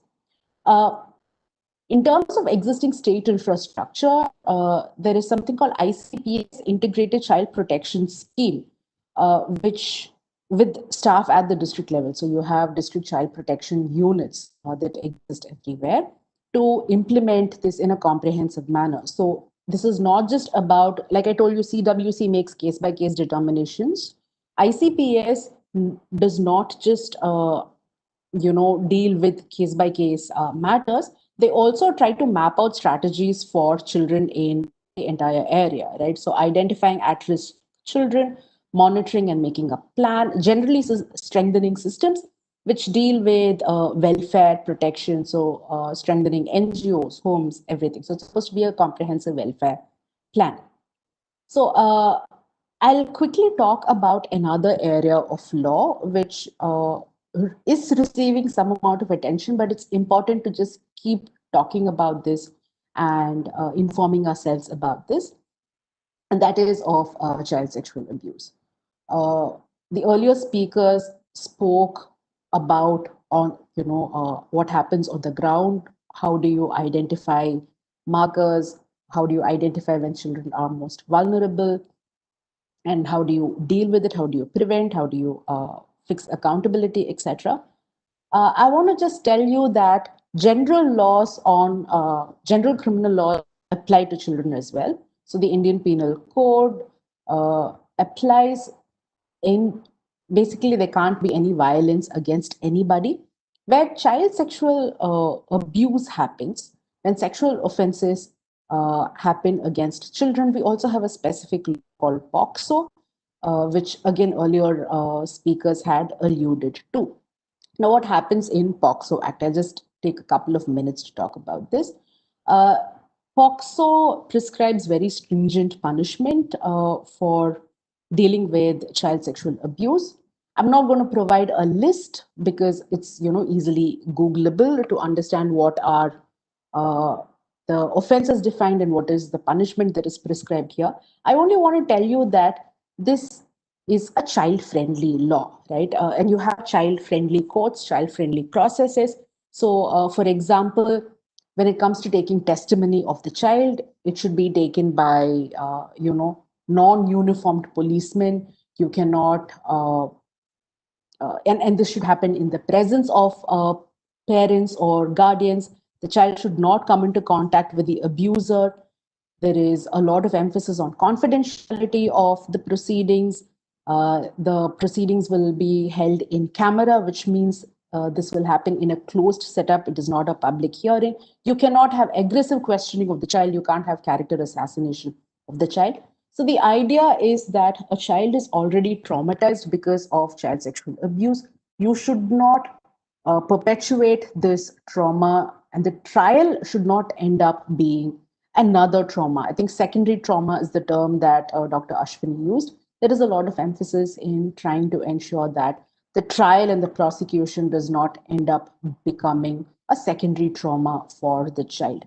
But what we need to keep in mind is that there should be reporting of crimes as soon as possible. And this is much easier said than done, because identifying something that happened to a person, even an adult, identifying something as sexual abuse with the incident.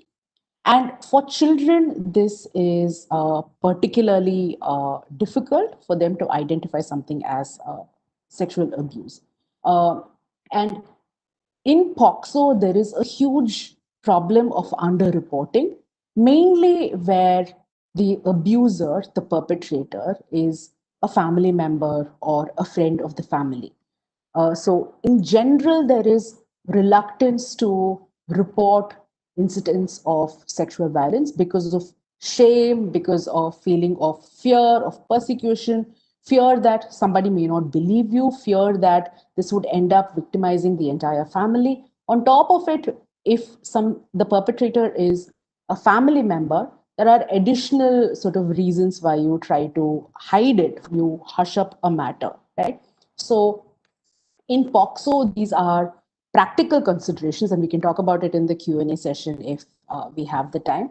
I want to quickly talk about child protection and disasters.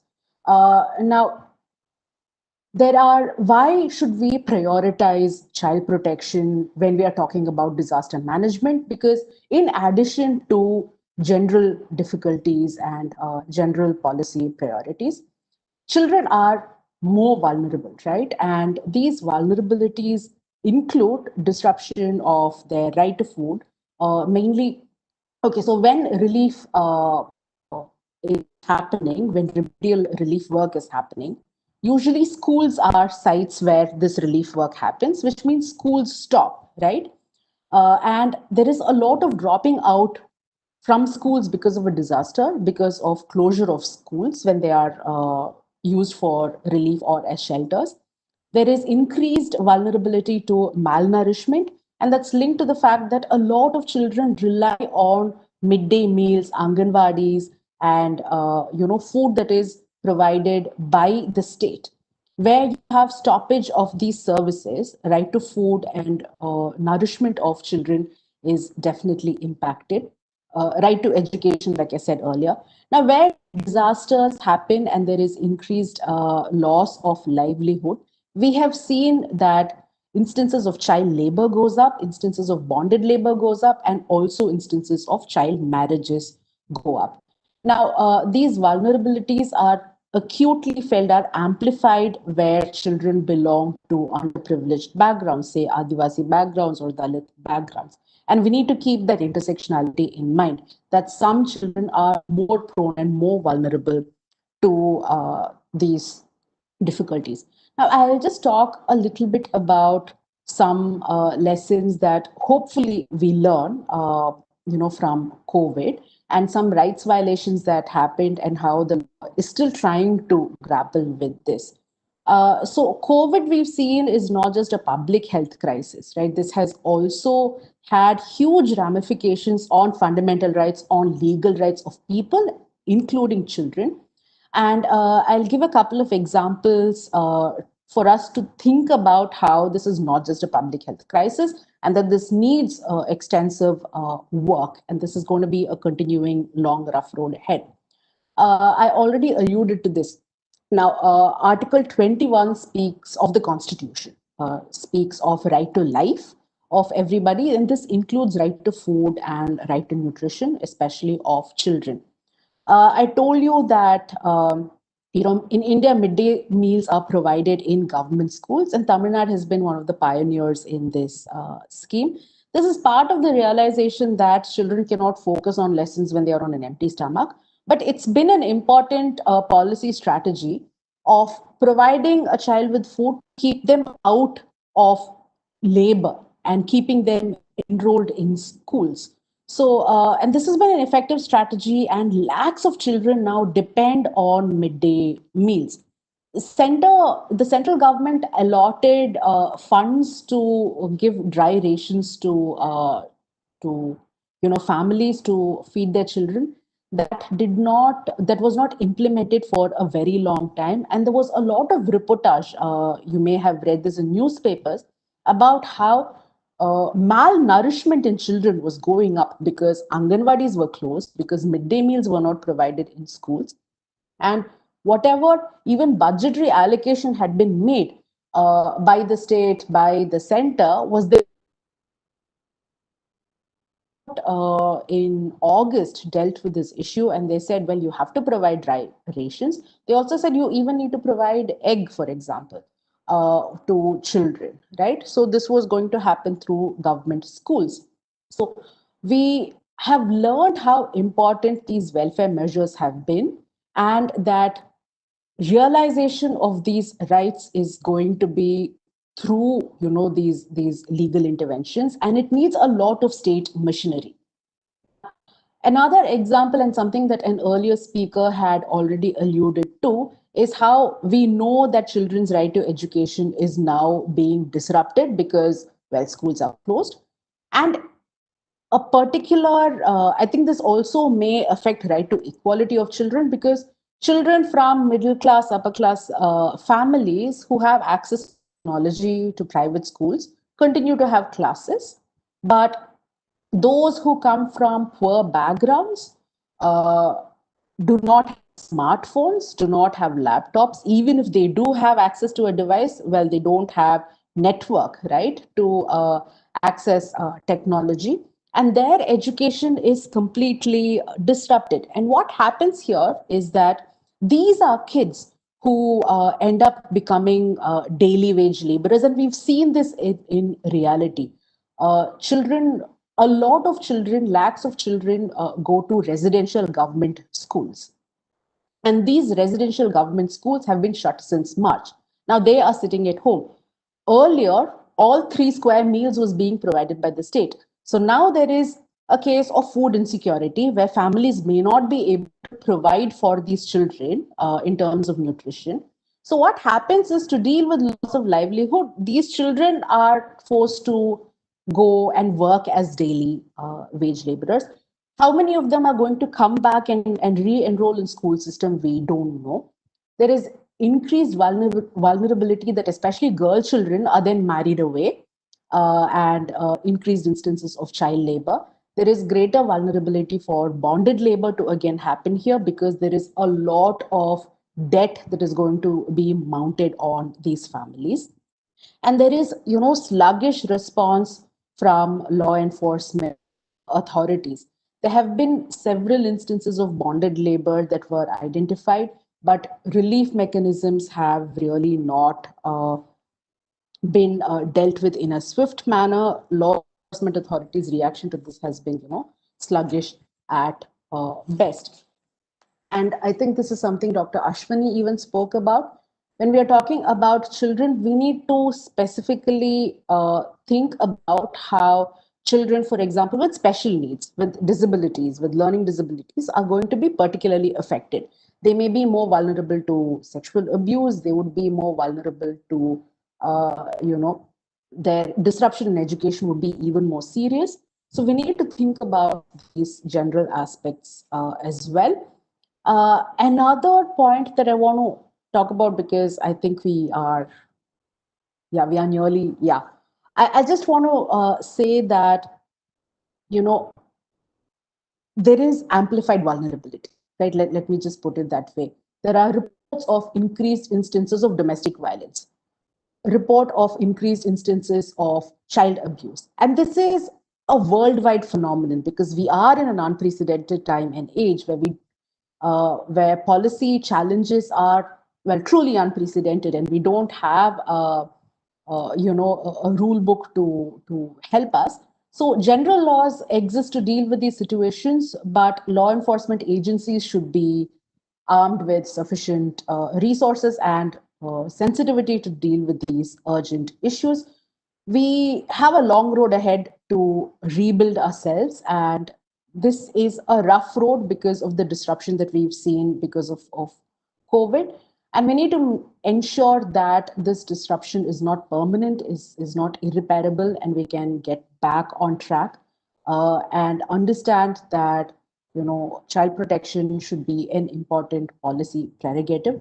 Now, there is no panacea that I can think of, but we do know that we need to be better prepared and that we should keep all systems basically ready to handle calamities.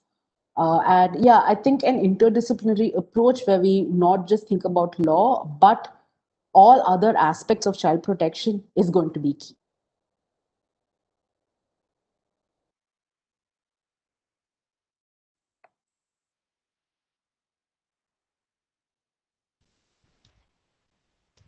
Thank you so much, Akila, for this wonderful, overview on the law and how we can protect children from this disaster, or can be on any abuse. And you have given a nutshell of what is relevant and what is required right now at this time frame. Thank you so much, and I'm really happy for that.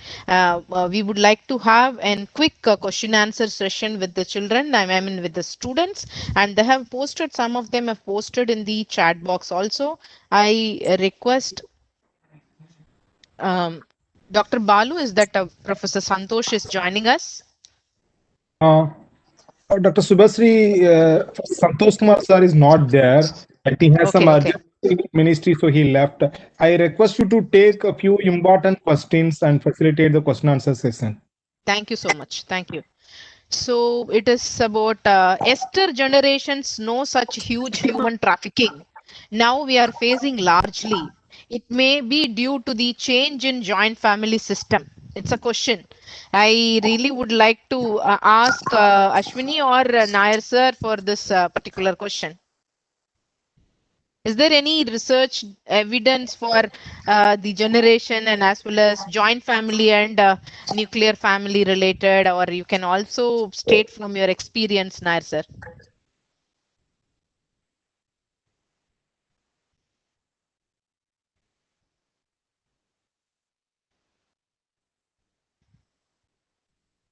Can I ask Ashwini to answer, please? Yeah. Sure, ma'am.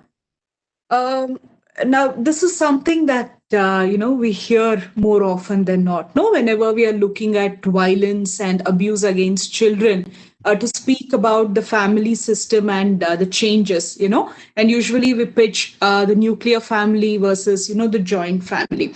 So now, one perspective that I wish to share is not so much looking at the change in the family system itself, the transition from joint to the nuclear family, but thinking about the issue in terms of the kind of relationship family members share between each other. Like, say, for instance, let's look at the parenting practices and the parenting style. It could be in the nuclear family or in the joint family setting, or it could be between any members. Say, for instance, the parenting practice and styles are different. But I wish to highlight four broadly discussed parenting styles or styles of nurturing a child. The first one is they talk about autocratic parenting. Autocratic parenting is, imagine a child is being abused, an autocratic parent is likely to blame the child only. Look at the term re-traumatizing the child. So autocratic parents are extremely stringent, so much so that sometimes a parent might even wish to be away from a parent. So you see what I'm trying to hint at. When in a family, when the adults in the family are extremely autocratic in nature, and there could be an abuser looking at that as an opportunity to build rapport with a child. Here could be an abuser, and I want you to please read up on the work of Michael Wellner, who talks about grooming. Here is an abuser who grooms children. Say, for example, trafficking sometimes may not happen in a day, right? Instead, the abuser will first build trust with a child, tricks the child, perhaps abuses the child and then maintains secrecy, and then what happens? Trafficking happens. So it's a process. So we are talking about grooming. Grooming is the process by which an abuser tricks the child and then maybe traffics. And now related to the relationship between the child and the family members. I talked to you about autocratic. If if the groomer, the abuser, looks at the grooming technique as the isolation technique.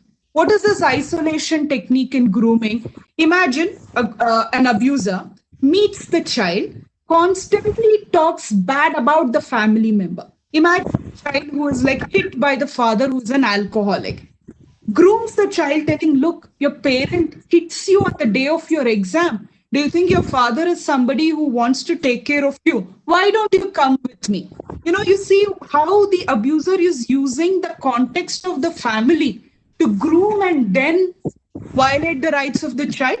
So, therefore, the first parenting style that I want you to think of is autocratic parent. And then there are indulgent parents. Who are these indulgent parents? The dead opposite of autocratic ones. So protective and wanting to be there for the child that the child sometimes may feel suffocated. And here could be an abuser who might make it seem to the child that in my presence you'll have the freedom, and that could be like a grooming technique, and then things can go wrong which can sometimes result in trafficking. That's a second type of parenting, which I'm using the word indulgent. And then the third one is the negligent parenting. So at least the autocratic parents were there to scold the child, and they were there in a very suffocative sense, but they were there. But negligent parents are those who are not there in the scene. What's happening to the child, parents are not aware of it. But the best type of parenting is the democratic parenting, where there is that scope to have a healthy, open dialogue. So, what I'm trying to essentially point out here is that looking at increase in trafficking as a matter of is it because of the nuclear family or is it because of the joint family structure? I'm saying let's look at it in the context of grooming that the abusers do, and then how it correlates to the four types of nurturing children itself. Autocratic. So my hunch is where there is autocratic parenting, indulgent and negligent, maybe the correlation is high. Children can be victimized much easier than when the parenting or the nurturing style is democratic in nature. That's my hunch. Thank you so much, Ashwini, for the wonderful answer from the parenting perspective. And Dr. Nair, is that any question, any answer for that joint family and nuclear family perspective? Could you raise the question again, ma'am?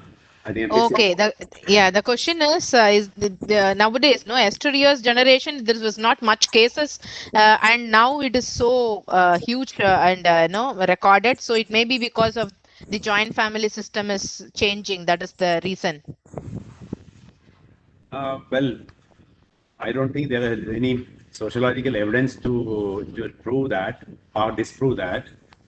But if you study the pattern in the traditional societies where so many people live together, the number of abuse cases or the possibility of abuse cases is equally high.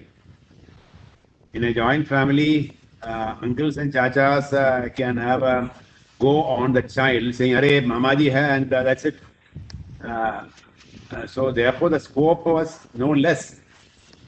We don't have any sociological comparative study, whereas the Tharawad systems have been studied well in Kerala, and they said joint family is so good, this and that, political, all those facts are there. But from this perspective of the child rights, I don't think any study has been done. Therefore, there is no comparative data.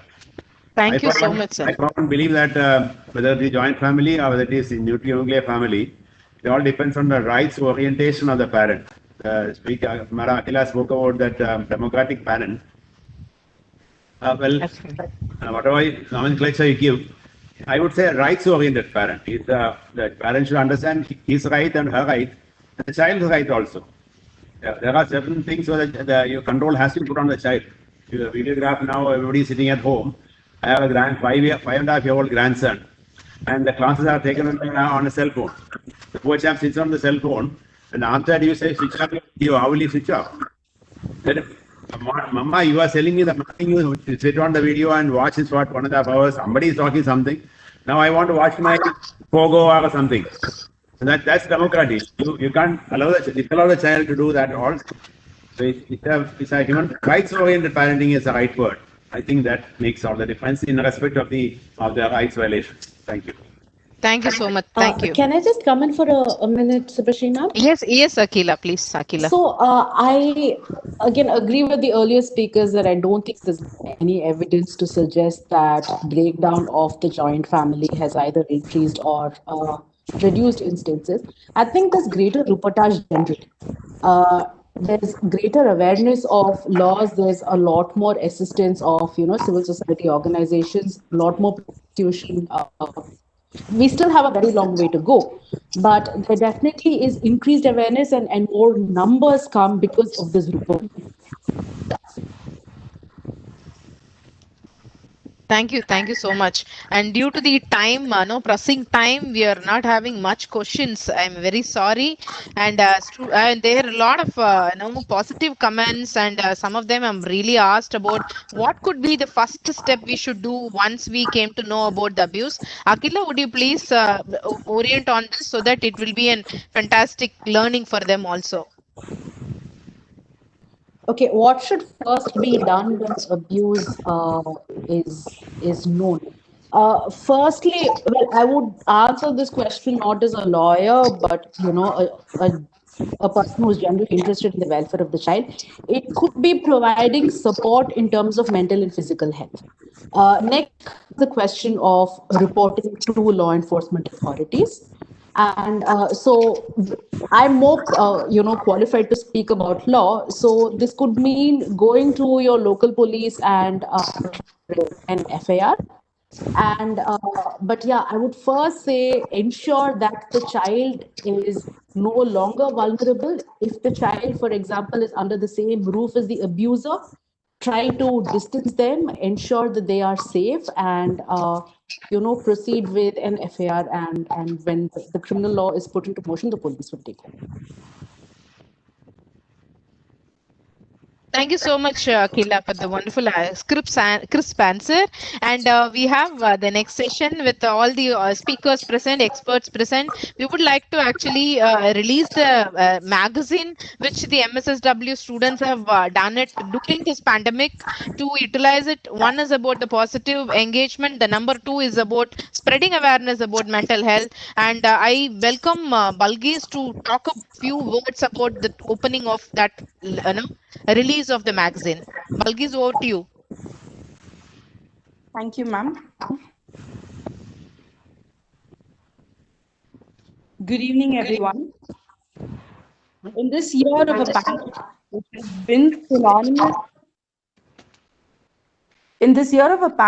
which has been synonymous not just for the drastic global shift from the norm, but also for the resilience, fortitude, and perseverance of individuals, we wish to add our own experiences and voices into the mix. I'm very happy to announce that the Department of Counseling Psychology, MSSW, is launching a monthly digital magazine, Psych, starting with our first issue for December of 2020. We'd like to sincerely thank our faculty and head of department, Dr. Vaijanti Mala, and especially Dr. Subhashri, who encouraged us to pursue such an endeavor and is also our faculty coordinator. The magazine has been completely curated by the members of our department with editors Kasturi Divya, Krishna V, and myself, Balkis Sabha. It consists of a few theme-based articles by students and faculty, a research corner, a media recommendation from a psychological perspective, two printables, a habit tracker and planner, and an activity of the month. The topics we have selected for the upcoming months are stress management for December, emerging jobs in psychology for Jan, resilience with specific enhancement of trauma and humor in February, AI and mental health for March, and Eastern psychology for April. We'd like to end with a compilation of all the articles along with ones that don't make the final cut from different topics across the mental health spectrum. Thank you, everyone, and we hope that we are able to bring you a refreshing perspective from the upcoming members of the mental health community every month. Thank you so much. Thank you so much, Balkis, for that wonderful nutshell presentation, and I really would like to thank the Balkis and the team for bringing this. And she's the designer of the entire magazine. Also, I'm really happy to share that also. And over to Dr. Kalyani Kenneth for the the official vote of thanks. Kalyani Kenneth, please. Yes, and yeah. Respected panelists / dignitaries on the screen and my dear colleagues, a very good evening to one and all present over here.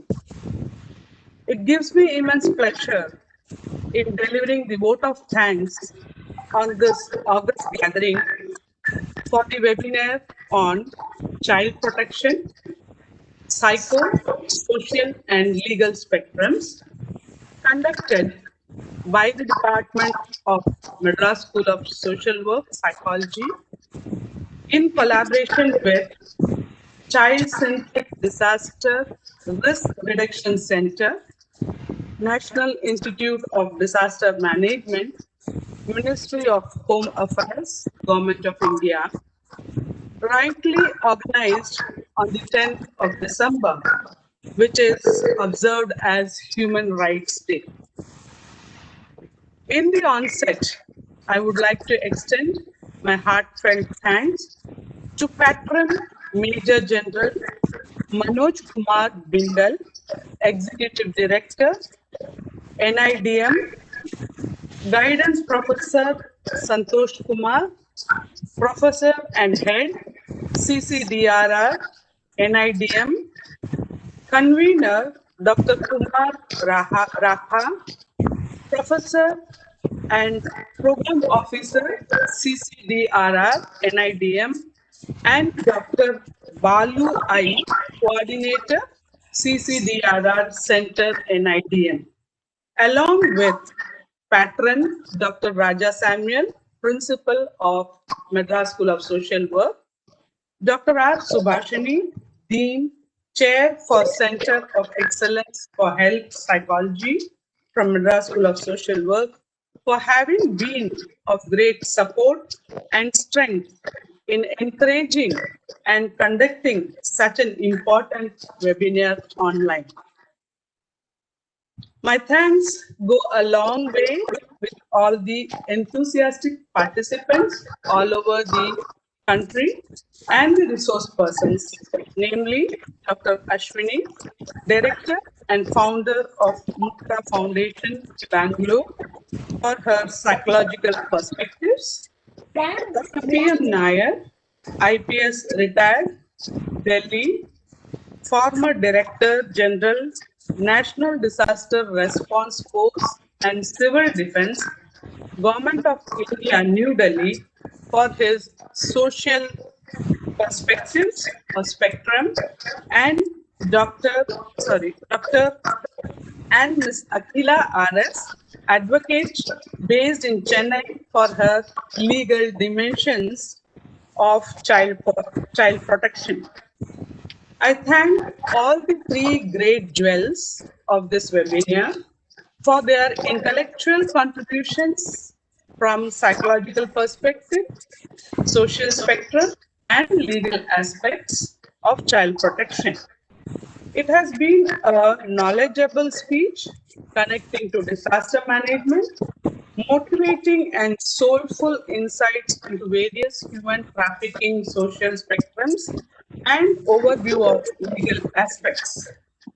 It's time to thank all my colleagues from the Department of Psychology for having contributed in organizing this webinar in the midst of this hectic schedule. Lastly, but not the least, I would like to extend the thanks to all the support provided by each and every individuals behind the screen for their valid and valuable contribution. I hope all this speech and lecture delivered during this August gathering has benefited a lot to all the participants. Thank you, one and all, and thanks for giving me this opportunity. Thank you. So, on behalf of NIDM, best compliments to the Department of Psychology for releasing the magazine, and we also extend our sincere gratitude to all the speakers, Nair sir and Akila ma'am and Aswini ma'am, for made a wonderful presentation with us. Thank you so much. Thank you so much from our side also for all the wonderful speeches, excellently delivered, and also very very apt for the day of Human Rights Day. And I personally thank all the speakers and as well as my colleagues for supporting me throughout, and Dr. Balu for coordinating from NIDM. Thank you so much, Balu. Thank you. Subhashri, madam, you are bringing out the magazine. Can you think of one edition on the psychology of work at home? Sure. When we say stay at home, child says stay at home. The psychology of the child, how it functions in stay at home. I'm sure people like Ashwini and others will be able to contribute a lot, but it could be a worth publication also. And we bring out a sort of a monograph, and if you bring out a monograph, you can send to all the schools and colleges. Now, how the psychology works and what can be done to the child is totally frustrated. What can be done at home? Nobody knows. If we can bring it out, it is required to adult parents, educated parents, elite parents, they also don't know what to do. They just don't know what to do. So work at home is for the parents, but the child who work at home. So how do you handle that? What are the difficulties, challenges child has come, how we can take it forward? You can consider a monograph with all the experts you have, and you yourself are an expert, so you can take it forward. Thank you. Thank you, sir. Thanks for the wonderful suggestion. We will take it forward, sir. Thank you. Thank you. Thanks, everyone. Thank you, Pastor Raja. Raja Samuel, good to see you. Thank you. Thank you, sir. We'll catch up. Nice listening to you. Thank you. Thank you, sir. Thank you, Principal, sir, and Dean, ma'am, for the support. Okay, thank you. That was a great job. Balu, sir, also. I think that was nice. Principal, sir, how are you, sir? Yeah, I'm doing great. Thank you. I think 3 years before I was selected for the Department of Social Entrepreneurship, Social Engineering. Wonderful. Okay. Wow, that's great. Anyway, we are now able to collaborate in some way. Thank you. That's really great. Okay, bye. Bye, sir. Thank you, sir. Thanks for your presence. Subhasri ma'am, I'm just ending the meeting now. Thank you, Balu. Wonderful job. Thank you. Thanks for bringing a great speaker with us today. Thank you. I am also very happy to collaborate with NIDM. Thank you, Balu, for the opportunity. Fine. See you, ma'am. See you. Bye.